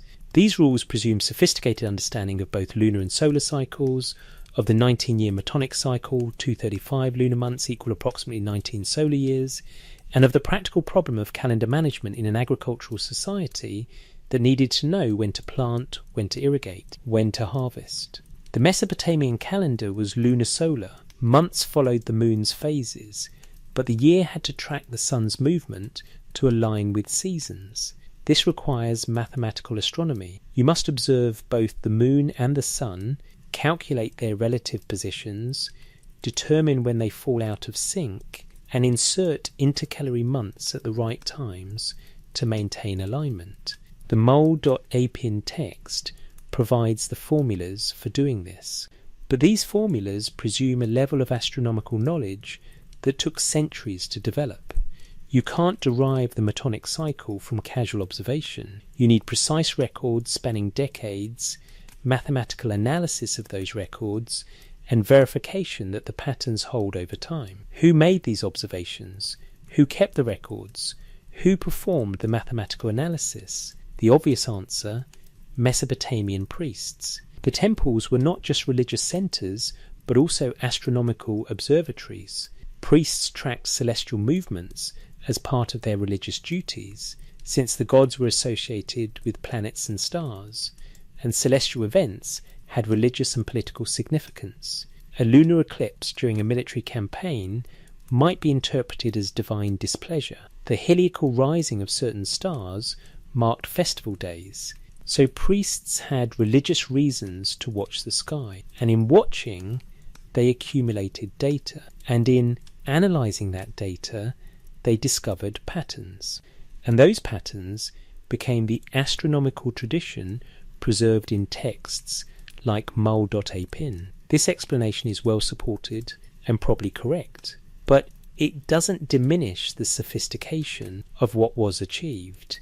Even with religious motivation, systematic astronomy requires discipline, institutional continuity, and mathematical skill. Individual priests might observe the sky for a lifetime, but the astronomical tradition we see in Moldau Pin spans many lifetimes, many observers across multiple cities. The consistency of astronomical observations across different Sumerian and Babylonian sites suggests a shared tradition, knowledge being exchanged between temple observatories, standardized methods for measuring and recording positions, a common understanding of what was worth observing and how. To interpret it, consider the planets. The Mesopotamians identified 5 visible planets: Mercury, Venus, Mars, Jupiter, Saturn, and tracked their movements through the zodiac. Planets don't move like stars. Stars maintain fixed positions relative to each other, rising and setting at predictable times. But planets wander. The word planet comes from Greek planets, wanderer. They move against the background of fixed stars, sometimes appearing to reverse direction, sometimes disappearing in solar glare, then reappearing weeks later. To track planets requires patient observation over years. You must note where a planet appears night after night, record its position relative to background stars, watch as it moves through the zodiac, and eventually discover the patterns. Venus has a 584-day cycle, Mars a 780-day cycle, Jupiter a 12-year cycle, Saturn a 30-year cycle. The Mesopotamian astronomers discovered these cycles, not through divine revelation, not through mythological speculation, but through systematic observation and mathematical analysis. The Venus tablet of Amisaduqa, dating to around 1650 BC, records Venus's appearances and disappearances over 21 years, noting which dates Venus rose as morning star, which dates it vanished in solar glare, which dates it reappeared as evening star. This level of record keeping is astronomical science. It's not myth, it's not religion, it's empirical observation recorded systematically for future analysis. The same pattern appears in eclipse prediction. Mesopotamian astronomers eventually developed methods for predicting lunar eclipses using the Saros cycle, a period of approximately 18 years, 11 days, and 8 hours after which eclipses repeat in similar patterns. To discover the Saros cycle requires eclipse records spanning many decades, careful analysis to find the pattern, and verification that predictions based on the pattern actually work. By the Neo-Babylonian period, 7th, 6th centuries, astronomers were predicting eclipses with reasonable accuracy. The famous Babylonian astronomical diaries record observations and predictions spanning centuries, creating an astronomical database of unprecedented scale and precision. But the tradition begins much earlier. The astronomical knowledge in Mul.a.pin, though compiled around 1000 BC, clearly draws on older Sumerian observations and traditions. Star names are in Sumerian. The constellations follow Sumerian mythology, the Bull of Heaven, the Great Twins, the Fish Goat. The 3 ways across the sky are named for Sumerian gods, Anu, Enlil, E. The Sumerian contribution to astronomy was foundational. They identified the constellations, systematized observations, integrated astronomical knowledge with mathematics and calendar management, and created an institutional framework, temple observatories, scribal schools teaching astronomy, standardized methods that later civilizations inherited and refined. Why did they do this? What motivated such sustained, multi-generational effort to understand the sky? Partially religious. The gods were in the heavens. Understanding celestial patterns meant understanding divine will. Partially practical. Agriculture required accurate calendars.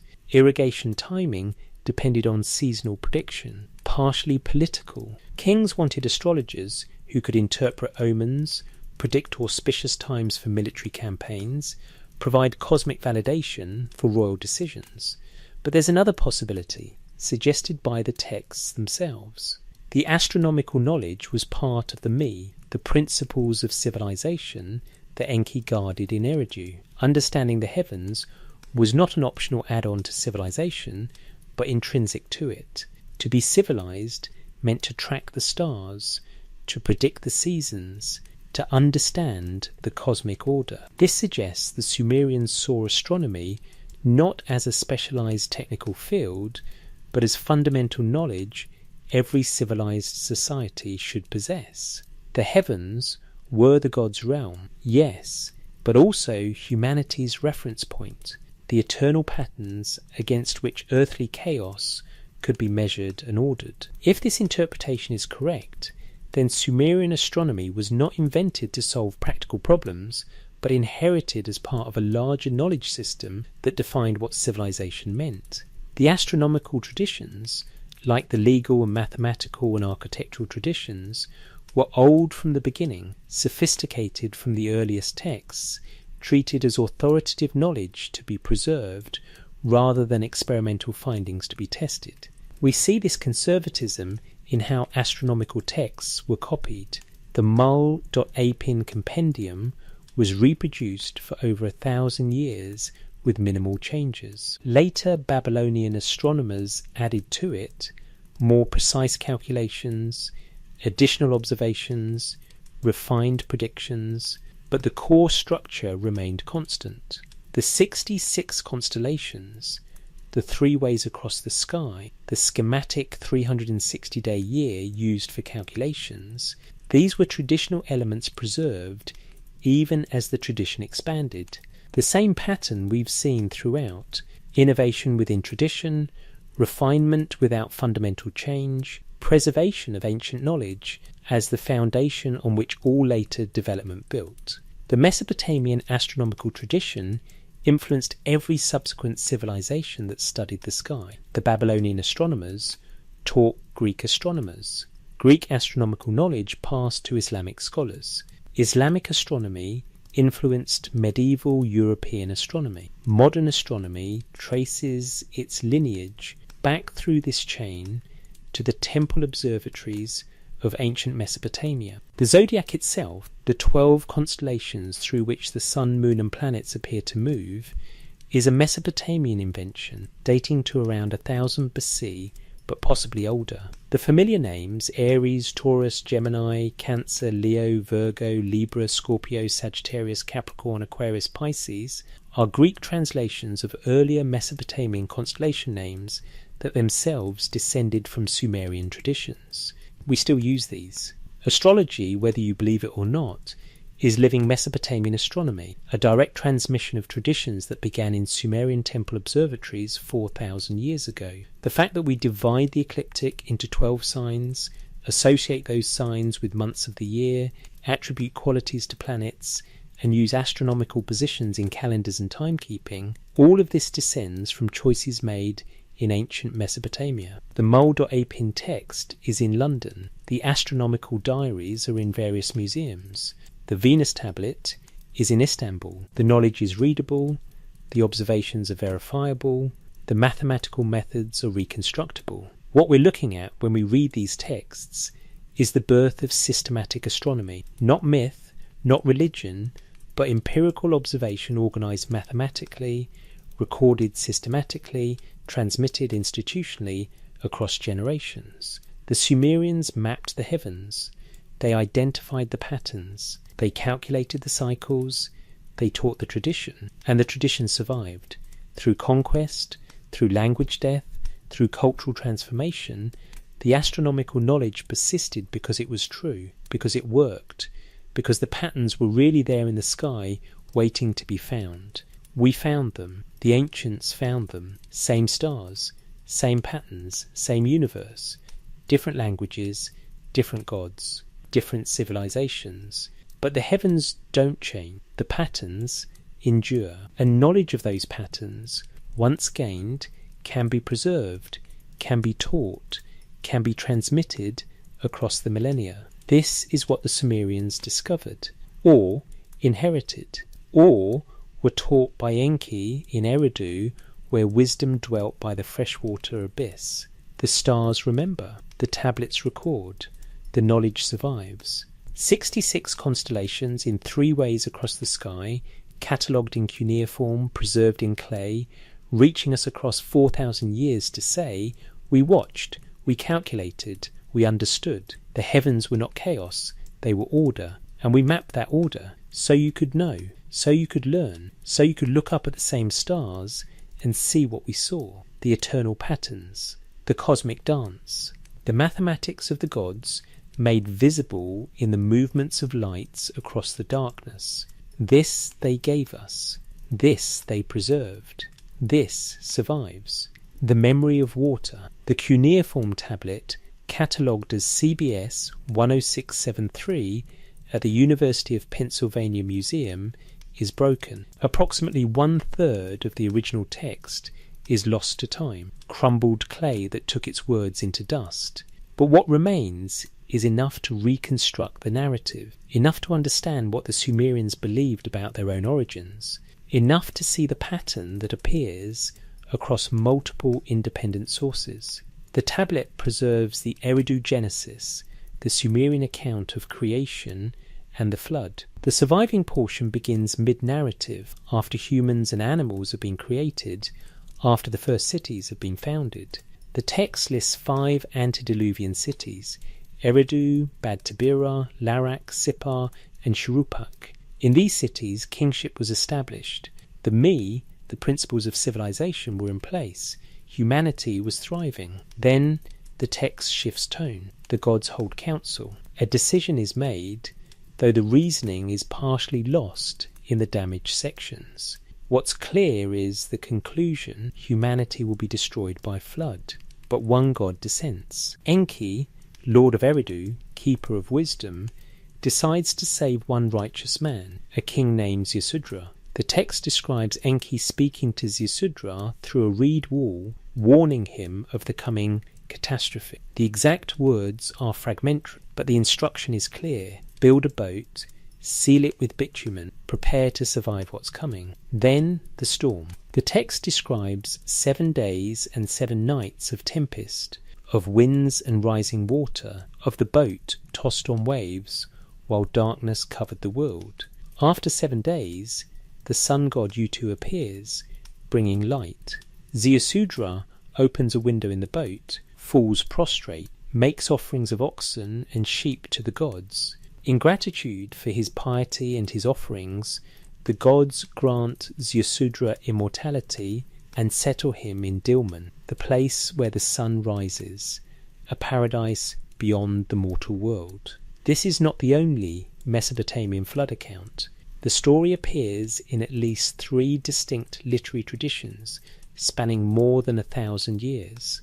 The Atrahasis epic, preserved in Akkadian tablets from the Old Babylonian period, 1800, but clearly based on older Sumerian traditions, provides more context.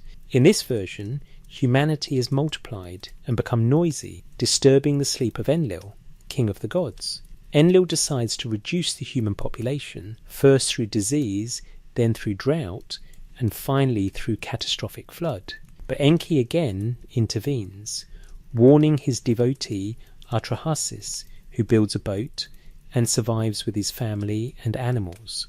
The most detailed version appears in the Epic of Gilgamesh, where Utnapishtim, the Akkadian equivalent of Ziusudra, tells Gilgamesh how he gained immortality. The flood narrative in Gilgamesh provides specific details: the boat's dimensions, cube, 120 cubits on each side, the construction materials, the reeds, the cargo, animals, family, the duration, 6 days and 7 nights, the subsiding of waters tested by sending out, birds, a swallow, a raven, and the landing on a mountain.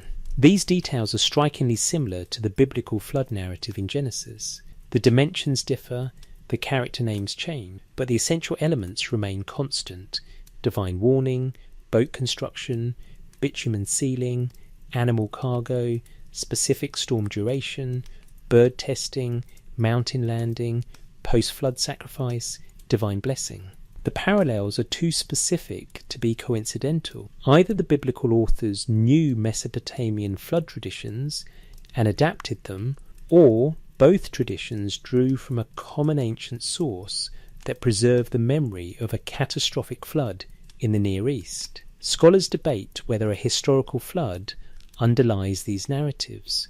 Geological evidence shows various catastrophic flooding events in Mesopotamian history, The Tigris and Euphrates periodically flooded destructively, and archaeological sites show silt layers indicating major inundations. Some researchers point to the Black Sea deluge hypothesis, a massive flood around 5600 BC when Mediterranean waters broke through the Bosphorus, rapidly inundating what had been a freshwater lake, raising the water level by hundreds of feet and flooding thousands of square miles of inhabited coastline. That timing is intriguing. 5600 BC is roughly when the Ubaid period begins in Mesopotamia, when permanent settlements start appearing in the region. If there was a catastrophic flood displacing populations around 5600 BC, survivors might have migrated to southern Mesopotamia, bringing with them memories of the deluge. But we cannot prove this. What we can prove is that the Sumerians remembered a flood. They organised their history around it. They divided time into antediluvian and post-diluvian periods. They attributed certain texts to figures who lived before the flood. They understood their own civilization as a restoration of something older that the waters had destroyed. This matters because it shaped how they thought about knowledge. If you believe civilization was nearly destroyed once, you don't take its survival for granted. You don't assume progress is inevitable, or that knowledge, once gained, will persist automatically. You recognise fragility. You understand that what took generations to build can be swept away in days. You develop institutions designed for preservation, temple libraries, scribal schools, standardised curricula, careful copying of ancient texts. The flood narrative is trauma encoded as myth. It says, we almost lost everything. We survived by luck, by divine intervention, by the wisdom of a few who listened to warnings and acted. Everything we have now, the cities, the knowledge, the civilization, is salvaged, restored, rebuilt from fragments. This is why the Sumerians were preservationists. This is why they built on the same temple foundations for 2,000 years. This is why they copied texts with near-perfect fidelity across centuries. This is why they taught students to value the ancient wisdom over new innovations. They believed they were living in the shadow of catastrophe. They believed their ancestors had known more, built better, lived in a golden age before the flood. Their task was not to surpass that age, but to maintain its knowledge, to prevent another total loss, to ensure that if catastrophe came again, something would survive. The instructions of Shuruppak takes on new meaning in this context. Shuruppak, father of Ziusudra, king of the last antediluvian city, teaches his son. The text is explicitly pre-flood wisdom, knowledge from the old world, preserved through the catastrophe by Ziusudra's survival. When scribal students copied the instructions, they weren't just learning practical advice. They were connecting with antediluvian knowledge, participating in a chain of transmission that stretched back across the flood to the first civilization. The same pattern appears in the Sumerian king list. 8 kings before the flood, reigning for impossibly long periods in the 5 antediluvian cities. Then the flood. Then kingship descends from heaven again, and post-flood dynasties begin with gradually declining reign lengths until they normalise at historically plausible durations. The king list is history written as continuity through catastrophe. Kingship existed before the flood. The flood interrupted but did not end it. Kingship resumed, diminished but unbroken, carrying forward the mandate from heaven that had established the first dynasty in Eridu before the waters came. What does this narrative structure accomplish? It makes the Sumerians not innovators but restorers. Not the first civilization, but the second or the latest iteration of a pattern that might have repeated before. The knowledge they possessed was not invented in Uruk or Ur, but recovered, remembered, restored from what survived the deluge. Whether this reflects historical memory or serves as mythological explanation for why certain knowledge seemed ancient doesn't change its cultural function. The Sumerians understood themselves as living in a world rebuilding from catastrophe, as guardians of knowledge that had almost been lost, as inheritors of wisdom from before the flood. This belief shaped everything: their conservatism in architecture, in law, in language, their emphasis on education as transmission rather than innovation, their attribution of fundamental knowledge to gods or antediluvian sages rather than to contemporary discovery, their sense that the true golden age was in the past, that humanity's task was preservation and faithful restoration. The flood narrative appears in cultures worldwide: Greek, Indian, Norse, Mesoamerican, Pacific Islander. Some scholars see this as evidence of a common human experience, perhaps related to sea level rise at the end of the last ice age, when coastlines worldwide were inundated and coastal populations displaced. Others see independent invention, the flood as a universal symbol of chaos and destruction, of divine judgment, of death and rebirth. But the Mesopotamian versions carry details that recur too specifically across cultures to be fully independent. The boat dimensions, the animal cargo, the bird testing, the mountain landing, the post-flood sacrifice. These narrative elements appear in Greek flood myths, Dulci Halark, in Indian flood myths, and the fish. In biblical narrative, Noah and the ark. Either there was transmission, stories spreading from a common source, possibly Mesopotamia, to surrounding cultures, or there was a common event significant enough that multiple cultures preserved its memory independently. The Eridu Genesis tablet doesn't resolve this question. It just preserves the Sumerian version, the oldest written account we possess, the template against which later versions can be compared. What it tells us is that the Sumerians, at the dawn of writing, already possessed a flood narrative complex enough to include divine counsel, moral justification though dreadings, specific survival instructions, detailed storm description, post-flood reconciliation between gods and humanity, and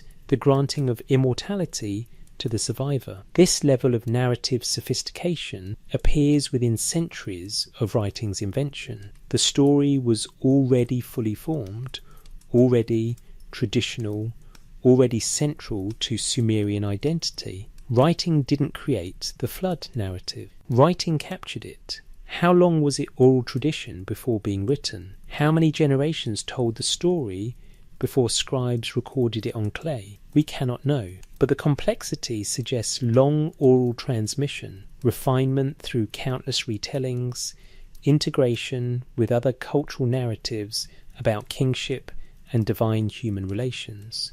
The memory of water, the story of survival, the narrative that explained why civilization was precious, why knowledge must be preserved, why some humans received divine warnings, and why others perished when the floods came. Ziusudrus sailed through the storm and landed in a changed world. The old cities were gone, the old order was ended. But he carried knowledge, he taught his descendants. They rebuilt, they remembered. They passed the story down through the generations until scribes in the year 3 period wrote it on clay tablets that would survive until Pennsylvania archaeologists excavated them in the 1890s. The chain held, the memory survived.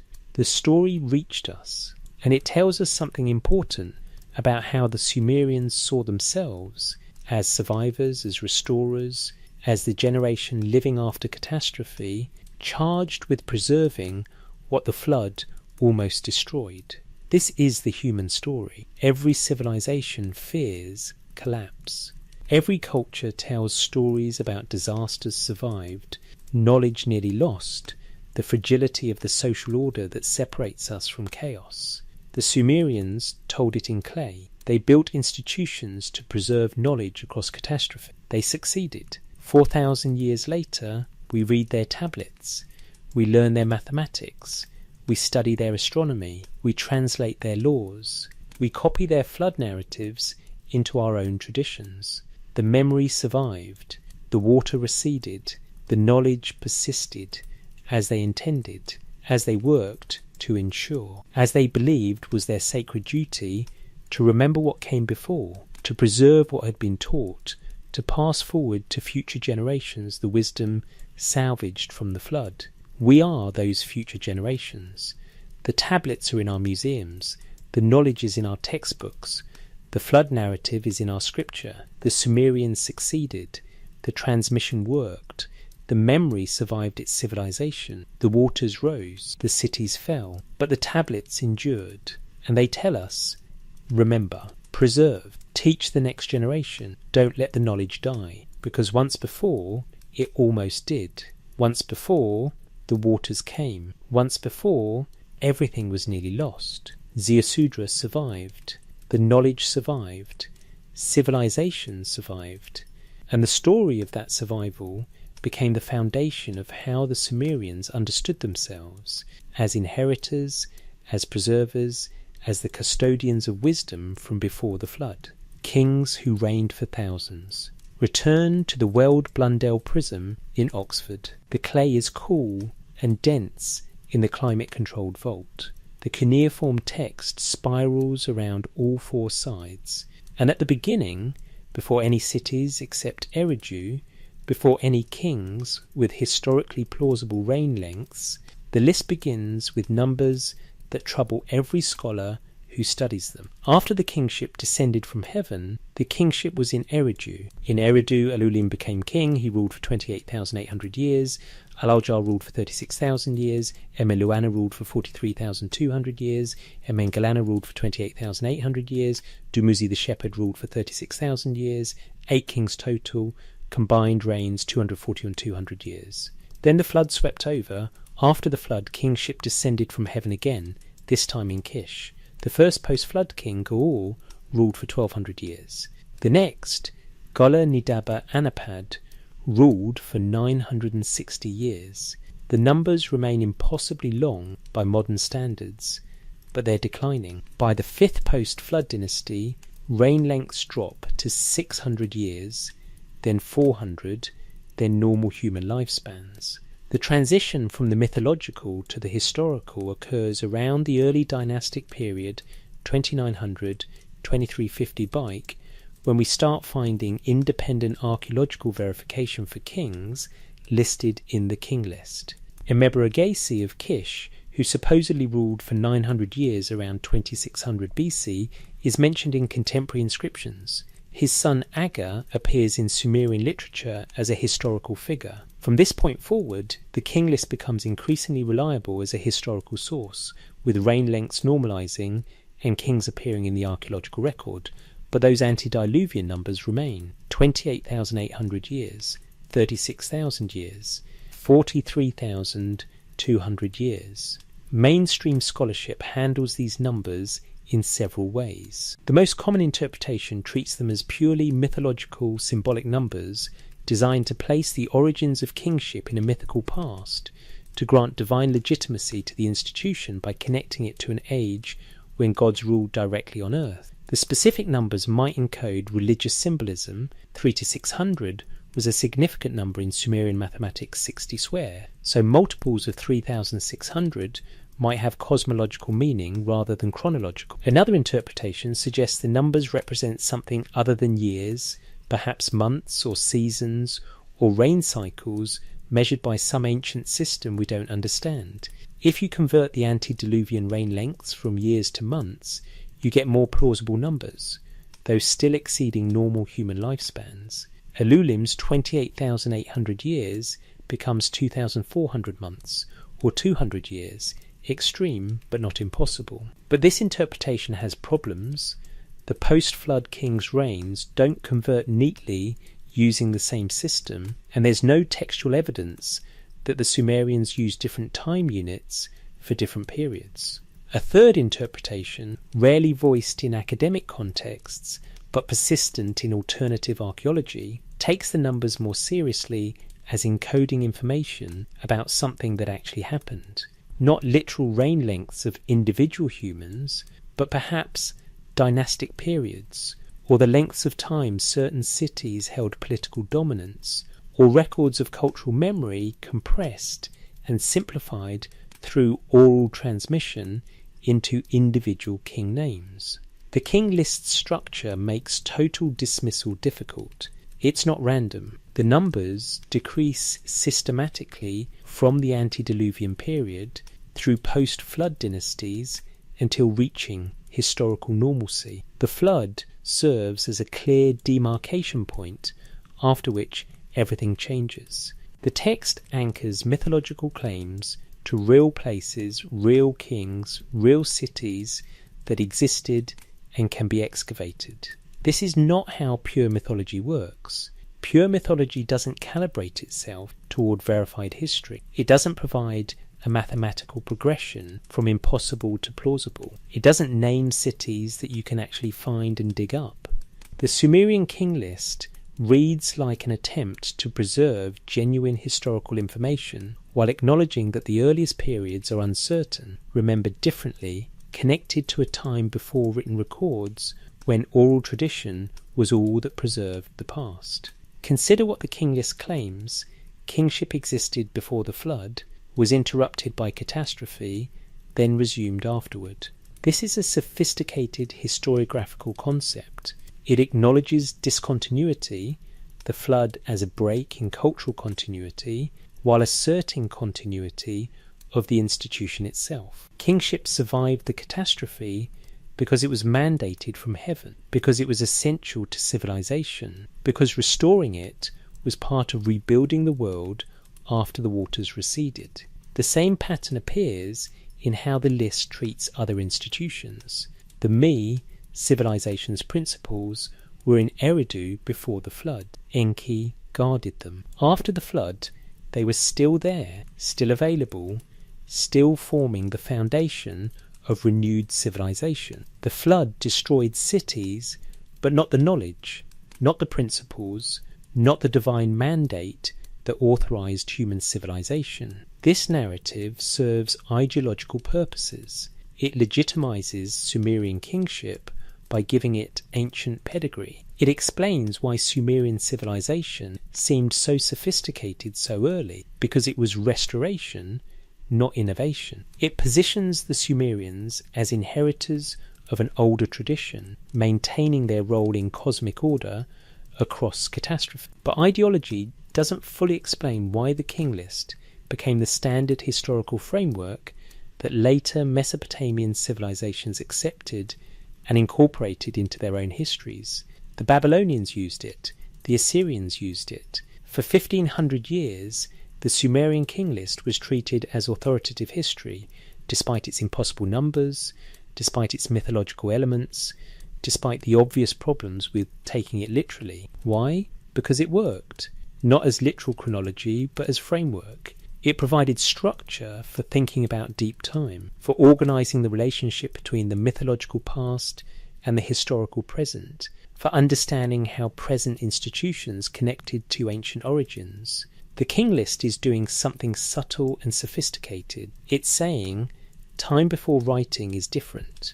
We remember it differently. The numbers are symbolic, yes, but they're preserving information. Information about sequence, about which cities were important, about the order of dynasties, about the flood as the great discontinuity. Modern historians do something similar when we talk about prehistory. We use different language, different categories, different levels of certainty when discussing periods before written records.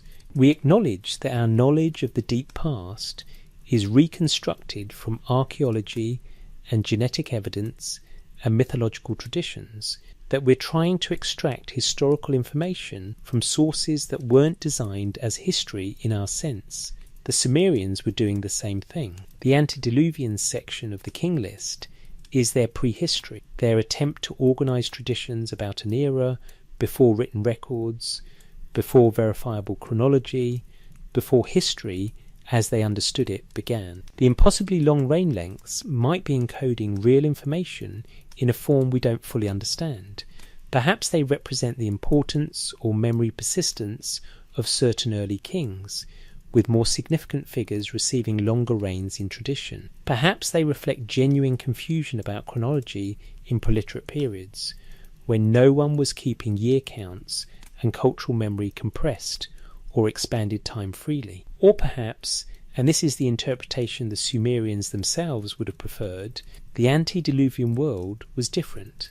Time worked differently. Humans lived longer. Knowledge was more direct, received from gods who walked among humans and taught civilizations arts. The flood ended that age. After the flood, the world was diminished. Lifespans shortened. Divine presence became more distant. Humans had to work harder to maintain what had once been given more freely. This narrative of decline from a golden age is common across cultures. The Greeks had it in Hesiod's Ages of Man. Gold, silver, bronze, iron, each age degraded from the previous. The Bible has it in the declining lifespans from antediluvian patriarchs at 969 years to post-flood figures, Abraham at 175, to normal human spans. The Indian traditions describe it in the yugas, cycles of declining virtue and lifespan. If the pattern appears across multiple independent traditions, it might reflect common human psychology, the tendency to view the past as better, simpler, closer to divine truth. Or it might reflect actual cultural memory of some real change, some catastrophe that divided human experience into before and after. The Sumerian king list doesn't resolve this. It just preserves the numbers, preserves the names, preserves the structure, antediluvian kings with impossible reigns, the flood, post-flood dynasties with declining but still extraordinary reigns, then normalization into verifiable history. The list is doing what all historical writing does, making sense of the past, organizing it into narrative, extracting meaning from the chaotic reality of human events across time. That the earlier sections use mythological numbers doesn't invalidate the whole project. It just marks the limits of what could be known, what could be verified, what could be preserved from ages before writing captured time. Scholars debate the king list endlessly. When was it composed? Which sections are oldest? How reliable is it for reconstructing actual political history? How should we interpret the antediluvian section? These are good questions, but they sometimes miss what the list accomplishes. It connects the mythological past to the historical present in a systematic way. It provides a framework that later civilizations found useful enough to preserve and transmit for 1500 years. It treats kingship as an institution with deep roots, legitimized by antiquity, authorized by heaven, continuous across catastrophe. This was valuable to Mesopotamian civilization. It stabilized political authority, it provided historical precedent for present arrangements, it connected everyday politics to cosmic order, making kingship not just about power, but about maintaining the proper order of things established at the dawn of time. The Well-Blundell prism sits in its vault in Oxford. The numbers are still there, pressed into clay 4,000 years ago. 28,800 years, 36,000 years, 43,200 years. We don't believe them literally. We can't. But we can recognise what they're doing, what function they serve, what the Sumerians were trying to preserve. The memory that kingship was old. That civilization had depth, had roots stretching back before the flood, before history, before writing. That what existed in Sumerian times was not new but restored, not invented but recovered, not experimental but traditional. The kings who reigned for thousands of years never existed, but the tradition they represented was real. The institution of kingship was real. The Sumerian conviction that their civilization connected to something older was real. Whether that something older was gods, or earlier human civilizations, or cultural memory of the transition from Neolithic to urban life, we read the numbers and wonder. The Sumerians read the numbers and knew. They knew their kings descended from those ancient rulers. They knew their cities were built on foundations laid before the flood. They knew kingship was not invented in Kish or Uruk, but descended from heaven, granted to Eridu in the first days, interrupted by catastrophe, renewed in the restored world. The numbers preserve that knowledge. The clay preserves the numbers. And we preserve the clay in museums, in climate-controlled vaults, objects of study and wonder and confusion, kings who reigned for thousands of years, cities founded before the flood, knowledge from the antediluvian age. This is what the Sumerians claimed. This is what they wrote. This is what survived. We can interpret it, we can contextualize it, we can explain it, but we cannot make it disappear. The numbers remain, the claim remains, the mystery remains, and the king list, after its impossible opening, eventually reaches names we can verify, dates we can cross-reference, history we recognize as history. The transition worked, the connection held. From myth to history, from impossible to verified, the list provided continuity, as it was meant to, as they designed it to, as the function of historical memory in every civilization, to connect us to our origins, however deep, however mythical, however lost in the mists before writing captured time. The kings reigned. The list remembers. The clay endures. The inventors or the inheritors. In museums across the world, Sumerian artifacts catalogue a remarkable list of firsts. The wheel, appearing around 3500 BC, first as a potter's wheel for ceramics, later adapted for transportation. The sailboat, using wind power for the first time in human history, expanding trade networks beyond what human muscle could achieve. The plough, revolutionising agriculture by allowing deeper cultivation. Writing itself, the technology that makes history possible. Mathematics, using positional notation, enabling complex calculations. Astronomy as systematic observation. Law codes, urban planning, monumental architecture, bronze metallurgy, the 60-minute hour, the 360-degree circle. The list is staggering. If we credit the Sumerians with inventing everything attributed to them, we must conclude they experienced an intellectual flowering unmatched in human history, innovation after innovation, in multiple domains, within a few centuries. This is the conventional narrative. The Sumerians as inventors, as pioneers, as the civilization that bootstrapped humanity from Neolithic villages to urban complexity through sheer brilliance and favourable environmental circumstances.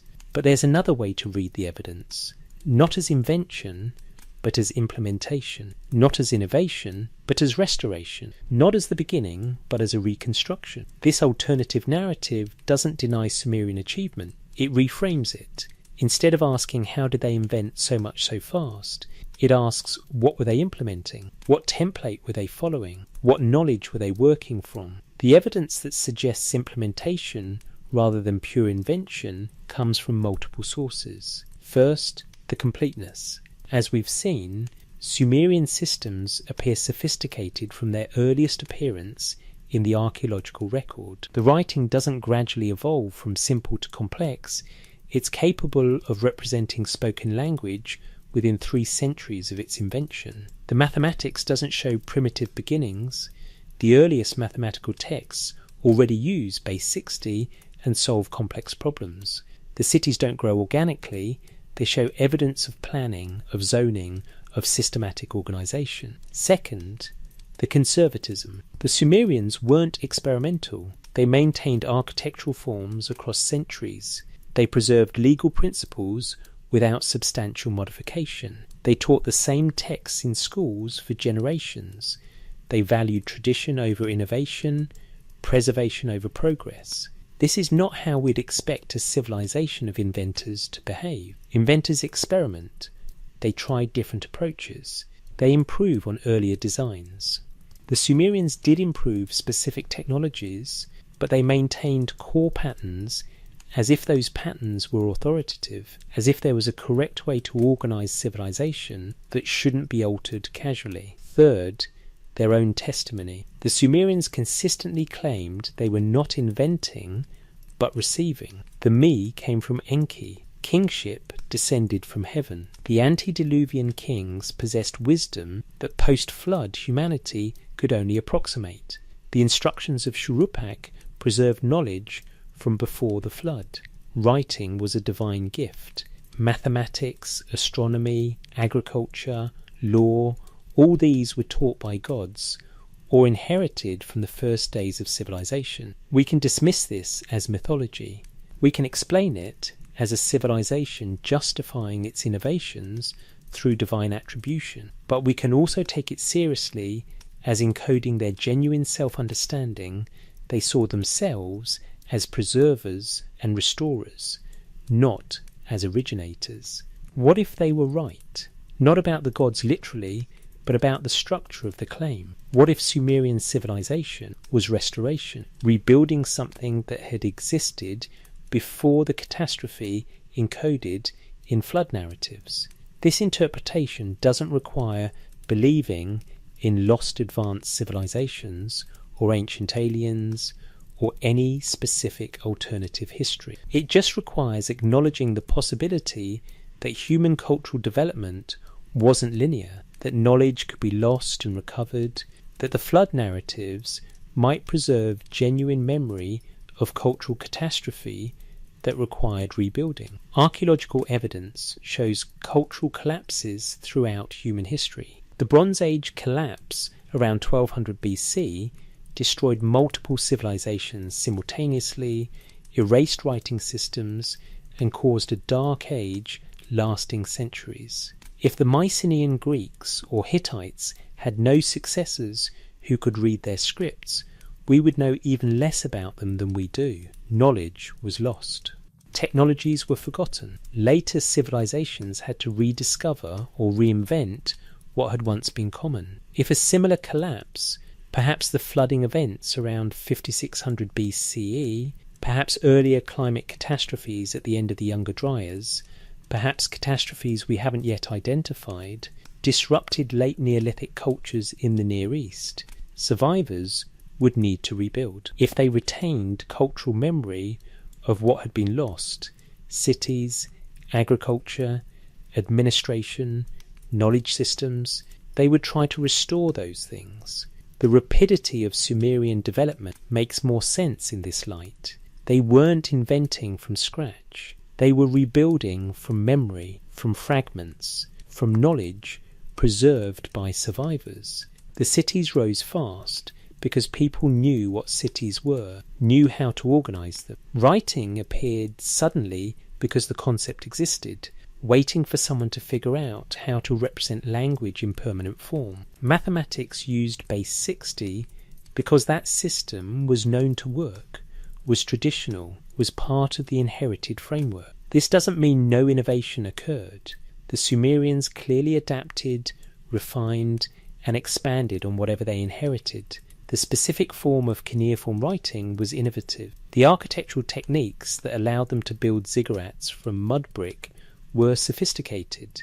The administrative systems that coordinated irrigation across multiple city-states required organizational genius. But innovation within tradition is different from pure invention. If you're working from a template, even a fragmented, partially remembered template, you avoid certain kinds of mistakes. You don't have to try every possible approach. You follow the pattern, you adapt it to current materials and circumstances, but you don't start from zero. Consider the wheel. The Sumerian wheel appears around 3500 BC, first as a potter's wheel. But the potter's wheel is not simple. It requires understanding rotational motion, creating a balanced disc, mounting it on an axle, achieving smooth rotation. Within centuries, wheels were being used for transportation, solid wooden wheels attached to axles on carts.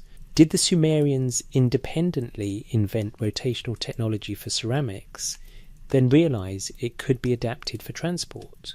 Or did they possess knowledge that wheels were useful, that rotation could be harnessed for multiple purposes, and they worked to implement this knowledge using available materials? The same question applies to other inventions. Bronze metallurgy requires knowing that copper and tin, when combined in specific ratios and heated to precise temperatures, create an alloy superior to either metal alone. This is not obvious. The chances of discovering it accidentally are low, yet bronze appears in Mesopotamia around 3000 BC and spreads rapidly. Did Sumerian metallurgists discover this through experimentation, or did they possess knowledge, transmitted orally, preserved in priestly traditions, encoded in stories about gods, teaching crafts to humans, that copper and tin should be combined, and they worked to figure out the practical details? The evidence doesn't definitively answer these questions. It can support multiple interpretations, but the pattern across all domains, writing, mathematics, astronomy, agriculture, law, architecture, metallurgy, shows sophistication appearing remarkably early. Systems that seem complete rather than developmental, conservatism that suggests following an established template. The Sumerian civilization lasted roughly 3,000 years, from the Ubaid period settlements around 5400 BC to the final absorption into Babylonian culture around 2000 BC. During those 3 millennia, they made technological advances, certainly, but the fundamental patterns established in the Uruk period, 4300 BID, remained stable. The same city structures, the same legal principles, the same religious concepts, the same educational system, the same mathematical base, the same astronomical observations. 3,000 years of civilization, and the core remained constant. Compare this to the last 3,000 years of Western civilization from 1000 BC to present, during which we've gone from Iron Age cities to space stations, from scrolls to internet, from city-states to global civilization. Our technology changed fundamentally multiple times. Our social organization transformed repeatedly. Our knowledge expanded exponentially. The Sumerians didn't experience this kind of transformation because they weren't trying to advance beyond their foundations. They were trying to maintain them, to preserve them, to prevent knowledge loss. If you believe you're living in a restoration period, in the aftermath of catastrophe, your goal isn't progress, but preservation. You don't want to advance beyond what the antediluvian world achieved. You want to maintain that level to prevent sliding back into ignorance. This is the Sumerian mindset encoded in their institutions, their texts, their cultural practices. This is why scribal schools copied the same texts for 1,000 years. This is why legal codes preserved ancient principles. This is why astronomical observations followed traditional methods. This is why architecture maintained classical forms. They were not stagnant. They adapted, they refined, they expanded. But they did so within a framework they understood as inherited, as authoritative, as not to be abandoned casually. Were they inventors or inheritors? The question might be false. All civilizations both invent and inherit. We inherit language, we invent new words, we inherit mathematical concepts, we invent new applications, we inherit technologies, we invent improvements. But where Mesopotamian civilization placed itself on that spectrum, heavily toward the inheritor end, is significant. It shaped their culture, their values, their institutions. It made them preservationists. It made them cautious about innovation that might disrupt traditional patterns. It made them look backward to the antediluvian age as the standard against which present achievement should be measured. And perhaps, just perhaps, it made them correct. Perhaps they did inherit knowledge from something older. Perhaps the flood narratives preserve memory of real catastrophe that destroyed prior civilizations. Perhaps the rapidity and sophistication of Sumerian development reflects not pure genius, but recovery, restoration, the implementation of knowledge that had survived in fragments and needed to be systematically rebuilt. We cannot prove this. The evidence is suggestive, but not conclusive. The Sumerians themselves believed it, but belief is not proof. What we can say is that Sumerian civilization was remarkable. Whether as inventors creating everything from scratch, or as inheritors implementing ancient knowledge, they accomplished something unprecedented in the archaeological record. They built cities that lasted millennia. They created writing that preserved their thoughts for 4,000 years.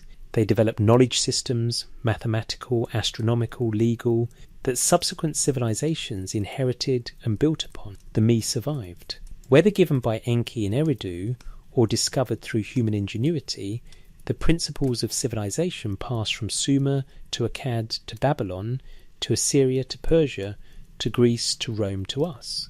The chain held, the knowledge transmitted, the inheritance passed to heirs who may not have known they were heirs, may not have recognized the Sumerian origins of their own civilization's foundations. But the foundations remain. Base 60 time, positional notation in mathematics, systematic law codes, organized urban planning, astronomical observation, written literature. These are Sumerian gifts, or Sumerian inheritances passed forward.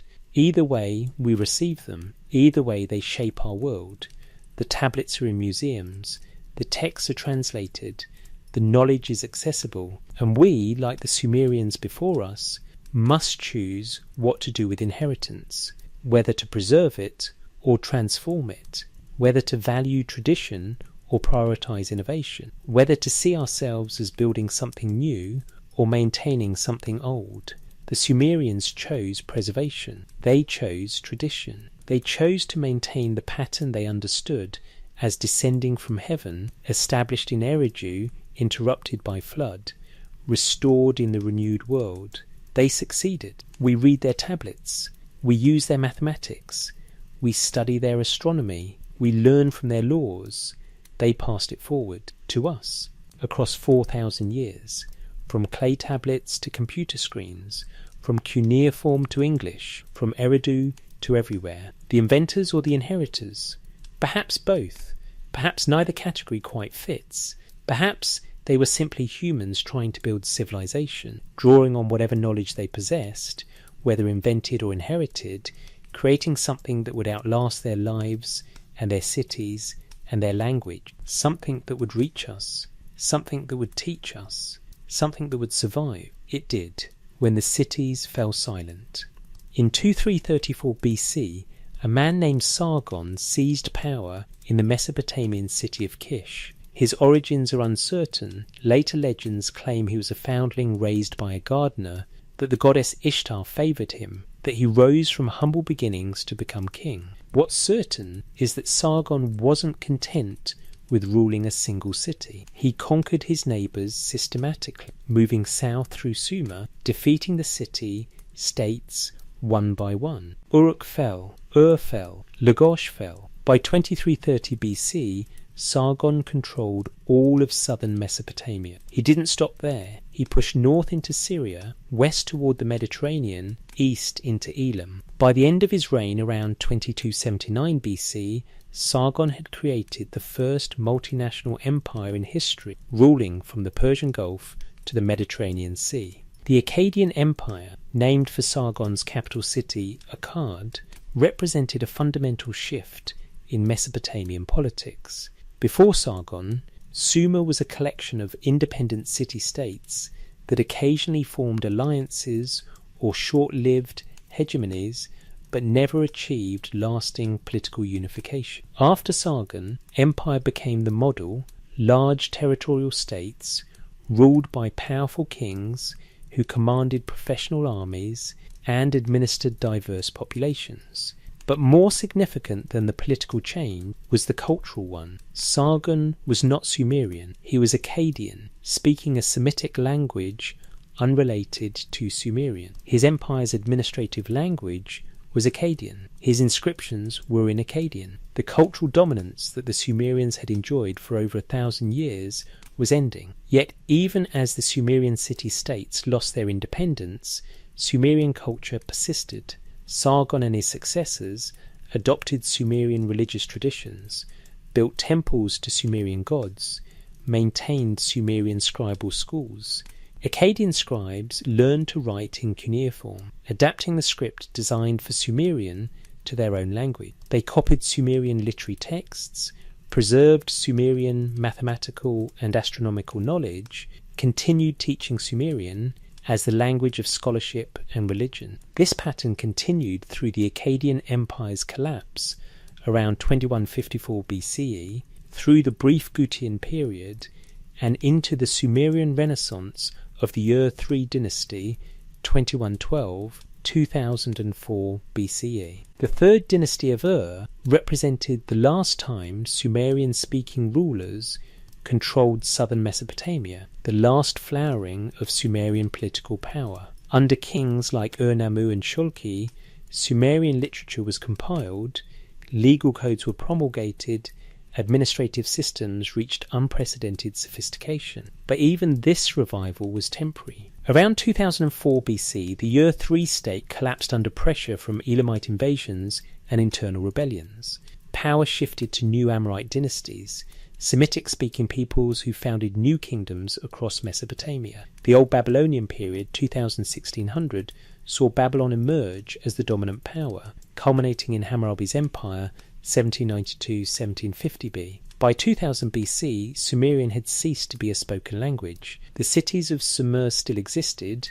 Ur, Uruk, Nippur, Lagash continued as inhabited settlements, but their populations spoke Akkadian. Sumerian survived only as a written language, taught in scribal schools, used for religious rituals and scholarly texts, maintained by professional scribes who learned it as we learn Latin. Not a living language, but a classical tongue necessary for accessing traditional knowledge. Why did Sumerian die as a spoken language? The standard explanation points to demographic change. The Akkadian-speaking Semitic population gradually outnumbered the Sumerian-speaking population through migration, intermarriage, and cultural assimilation.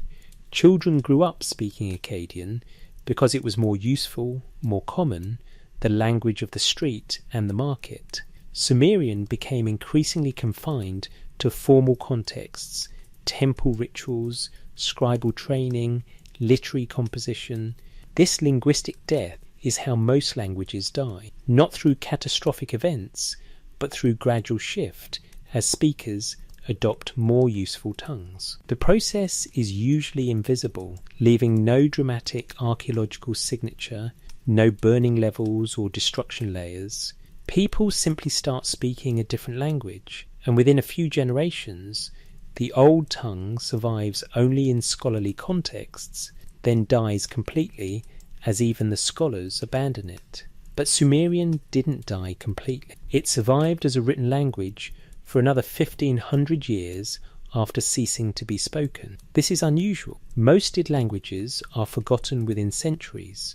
Sumerian persisted because it was institutionally supported, because knowledge was encoded in it, because the scribal schools that preserved Mesopotamian cultural traditions understood Sumerian as the foundational language of civilization. The Babylonian scribes of 1500 BC studied Sumerian texts written 1,000 years earlier. They created Sumerian Akkadian dictionaries to help students learn the ancient language. They copied Sumerian literary compositions, sometimes adding Akkadian translations as parallel texts. They preserved Sumerian mathematical terminology, astronomical observations, religious formulas. This preservation was deliberate, institutional, expensive. Training scribes in a dead language serves no immediate practical purpose. But the Babylonians did it anyway, for the same reason medieval European monasteries preserved Latin, because the authoritative texts were in the classical language, because mastering that language granted access to traditional knowledge, because cultural continuity required maintaining the linguistic connection to the past. The Assyrians inherited this tradition. The great library of Ashurbanipal in Nineveh, 7th Suri, discovered by 19th century archaeologists, contained thousands of tablets, including many Sumerian texts copied from earlier originals. Ashurbanipal, an Assyrian king ruling over a Semitic-speaking empire 600 miles north of Sumer, had scribes who could still read and copy texts written in a language that had been dead for over 1,000 years. This is remarkable. It's as if modern scholars maintain fluency in ancient Egyptian hieroglyphics, not just for academic purposes, but because Egyptian texts were considered so foundational to civilization that they had to be continuously preserved, copied, taught to each generation. The Sumerians would have appreciated this. They would have recognized in the Babylonian and Assyrian scribes their own values: preservation over innovation, maintaining tradition, ensuring that knowledge survived linguistic and political transformations. In a sense, the Sumerian project succeeded. Their civilization as a political entity ended, their language as a spoken tongue died, but their knowledge survived. Their mathematics, their astronomy, their literature, their laws, these passed through Babylonian and Assyrian scribes to Persian scholars, through Persian conquest to Greek scholars, through Greek civilization to Islamic scholars, through Islamic civilization to medieval European scholars, through Renaissance and Enlightenment to modern academia. The chain held. The transmission worked. The knowledge survived its originating civilization by 4,000 years. But something was lost. The cultural context that produced the knowledge vanished. The Sumerian worldview, their understanding of themselves as preservers of antediluvian wisdom, their sense of living in the shadow of the flood, their conviction that civilization was inherited rather than invented, this interpretive framework was gradually forgotten as later civilizations reinterpreted the texts according to their own values. The Babylonians read Sumerian texts as ancient wisdom. The Greeks read Babylonian astronomy as scientific achievement. The Islamic scholars read Greek astronomy as systematic knowledge. The Europeans read Islamic astronomy as mathematical precision. At each stage, the knowledge was preserved, but recontextualized, understood differently, separated from its original meaning. By the time modern scholars deciphered cuneiform in the 19th century, Sumerian civilization had been forgotten for 2,000 years. The sites were ruins buried under centuries of sand. The language was unknown. The culture was lost, except for brief mentions in biblical texts and Greek histories that didn't understand what they were describing. The tablets were still there. The knowledge was preserved. But the Sumerians themselves, who they were, how they thought, what they believed about their place in history, this had to be reconstructed from archaeological evidence and translated texts. We're still reconstructing it, still debating what the king list means, what the flood narratives preserve, how to interpret the me, why Sumerian knowledge systems appear so sophisticated so early. The tablets answer some questions, but raise others. The more we learn about Sumerian civilization, the more complex it becomes, the more questions emerge about origins and influences and connections to what came before. The cities fell silent. Eridu, abandoned by 600 BC, became a ruin that medieval Islamic geographers could no longer identify. Uruk, occupied until the Parthian period, was finally abandoned around 100 C. Once a great city, dwindled to a village, then emptiness. Nippur, the religious centre, was abandoned around 800 C after 2,000 years of continuous occupation. The wind covered the ruins with sand. The ziggurats eroded to shapeless mounds. The temples collapsed. The canals silted up. The cities that had endured for 3,000 years vanished from the landscape, leaving only tells artificial hills marking where cities once stood. But the tablets survived. Clay is nearly indestructible. Fire hardens it rather than destroying it. Water can't dissolve it. Time can't rot it. The tablets that recorded Sumerian knowledge lay buried in the ruins, waiting for Layard and Botta to excavate Nineveh in the 1840s, waiting for Rawlinson to decipher cuneiform in the 1850s, waiting for Woolley to uncover Ur's royal tombs in the 1920s, waiting for the University of Pennsylvania expeditions to Nippur, waiting for generations of scholars to learn Sumerian, to translate texts, to reconstruct grammar, to understand the culture that created this vast library in clay. The cities fell silent, but the tablets spoke again. The language was recovered, the texts were translated, the knowledge returned from the dust, and we learned that the first civilization was not primitive, that the Sumerians were not simple, that they possessed knowledge systems, cultural institutions, and intellectual sophistication that rivaled anything produced in the ancient world. We learned that they saw themselves as inheritors, as preservers, as guardians of wisdom from before the flood, that they built institutions designed to outlast catastrophe, that they valued continuity over innovation, preservation over progress.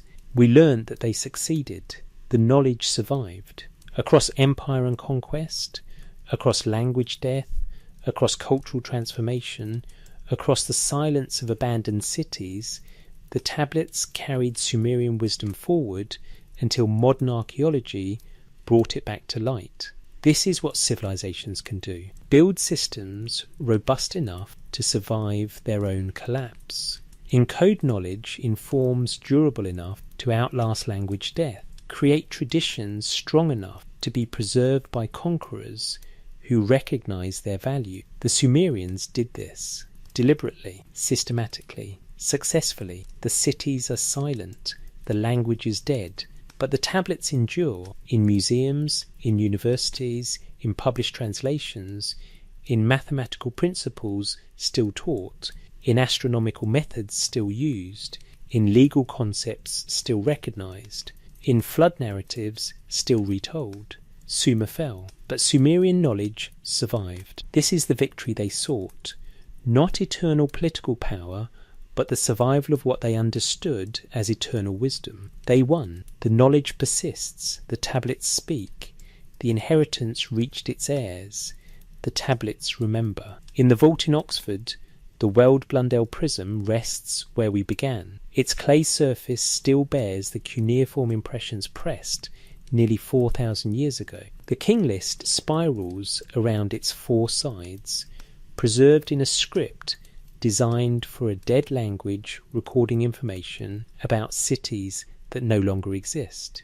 But we can read it. After 150 years of decipherment and translation, after generations of scholars learning Sumerian, studying grammar, comparing texts, reconstructing meaning, we can read what they wrote. We can understand at least partially what they meant to say. After the kingship descended from heaven, the kingship was in Eridu. This is where it began, or where they said it began, in the first city, where Enki kept the me, where the temples rose layer upon layer on the same sacred ground, where civilization, they claimed, was first established before the flood swept over and kingship had to descend from heaven again. We've followed the evidence across 14 chapters now, through the language that stood alone, through cities that rose complete, through education systems designed for preservation, through law codes older than Moses, through wisdom attributed to antediluvian sages, through mathematics sophisticated from its first appearance, through astronomical, knowledge carefully systematized, through flood narratives organizing history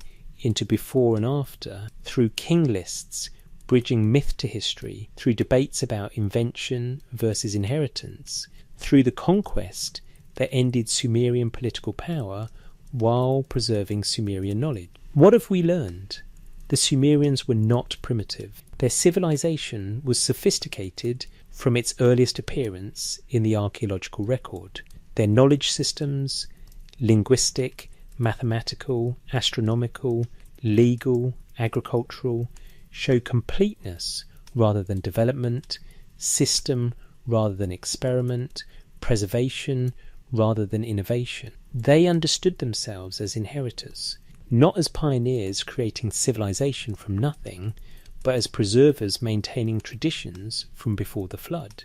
Whether this self-understanding reflects literal historical truth or serves as mythological framework, it shaped everything they built, everything they valued, everything they tried to preserve. Their institutions were designed for survival. The scribal schools with standardized curricula, the temple libraries preserving texts across centuries, the architectural conservatism maintaining traditional forms, the legal continuity preserving principles across dynasties, the astronomical observations following established methods, the mathematical system using base 60 for 3,000 years, These are not the institutions of a civilization trying to advance beyond its origins. These are the institutions of a civilization trying to maintain connection to its origins, to prevent knowledge loss, to survive catastrophe. And they succeeded. Sumerian civilization as a political entity lasted about 1500 years, from the first cities to the Akkadian conquest. Sumerian language as a spoken tongue lasted perhaps 2000 years. But Sumerian knowledge survived 4000 years, transmitted through successive civilizations, preserved in tablets, taught in schools, influencing every culture that came after. We are the inheritors now. We read their tablets, we study their mathematics, we reference their astronomy, we analyse their laws, we retell their flood narratives, we debate their king lists. The transmission worked across language death, across cultural transformation, across the collapse of cities and empires. The knowledge reached us. What does this mean for how we understand human history? It complicates the simple narrative of progress from primitive to advanced. It suggests that knowledge can be lost and recovered, that civilizations can collapse and be rebuilt, that humanity's relationship with the past is more complex than steady advancement. The Sumerians looked backward.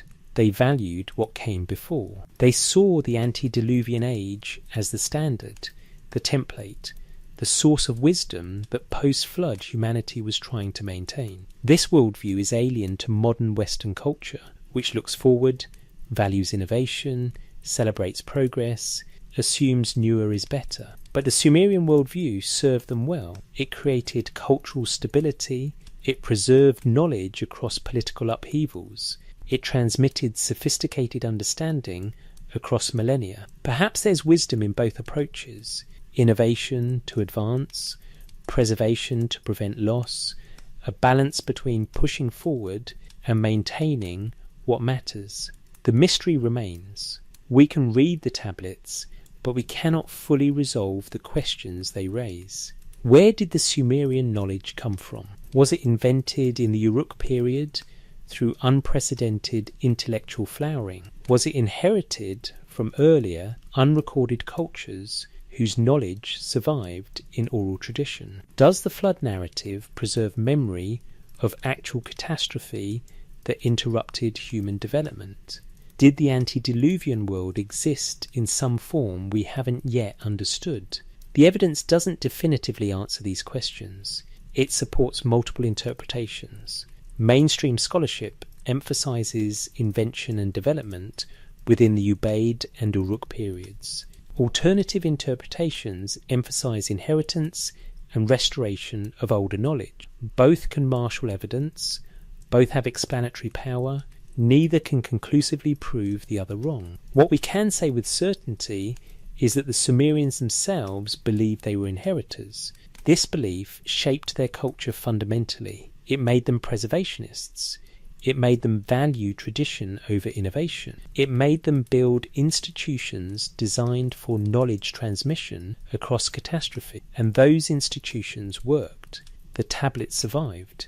The knowledge survived. The Sumerians, as a people, as a language, as a political entity, are gone, but what they preserved remains. In university archives, students still learn base 60 mathematics descended from Sumerian choices. In astronomical calculations, we still use the 360-degree circle, the 60-minute hour, divisions of time and space that originated in Mesopotamian observation. In legal systems worldwide, principles of proportional punishment and protection of the vulnerable echo codes first written in Sumerian. The inheritance persists. We may not recognize it as Sumerian, we may think of it as simply how things are done, but the roots reach back to Eridu, to Uruk, to Nippur, to the scribal schools where students copied tablets, to the temple observatories where priests tracked stars, to the law courts where judges applied ancient principles, to the flood narratives that explained why preservation mattered. As you drift towards sleep, consider this. You're listening to words translated from clay tablets pressed by hands that turned to dust 4,000 years ago. Someone in ancient Sumer formed these thoughts, recorded them, hoped they would survive, hoped someone would read them, Hope the knowledge would outlast the cities. That hope was fulfilled. You're the fulfillment. You're reading what they wrote, learning what they taught, receiving what they preserved. The chain of transmission spans 160 generations from Sumerian scribes to you, across language changes, across cultural transformations, across the rise and fall of empires, across technologies they couldn't have imagined. The knowledge reached you. This is what civilizations can accomplish. This is what human determination to preserve knowledge can achieve. This is why the Sumerians built what they built, wrote what they wrote, taught what they taught, so future generations would know, so the knowledge would survive, so humanity would maintain connection to its deepest roots. The tablets remember, the clay endures, the knowledge survives. And somewhere in southern Iraq, beneath the wind-driven sand, the ruins of Eridu still stand, the first city, where kingship descended from heaven, where Enki kept the me, where it all began, or where they said it began, which may be the same thing, which may be different, which we may never fully know. The mystery endures alongside the knowledge. Perhaps that's as it should be. Perhaps every civilization needs its mysteries, its questions about origins, its sense of connection to something older and deeper than itself. The Sumerians gave us knowledge. They also gave us questions. Both are precious. Both survived.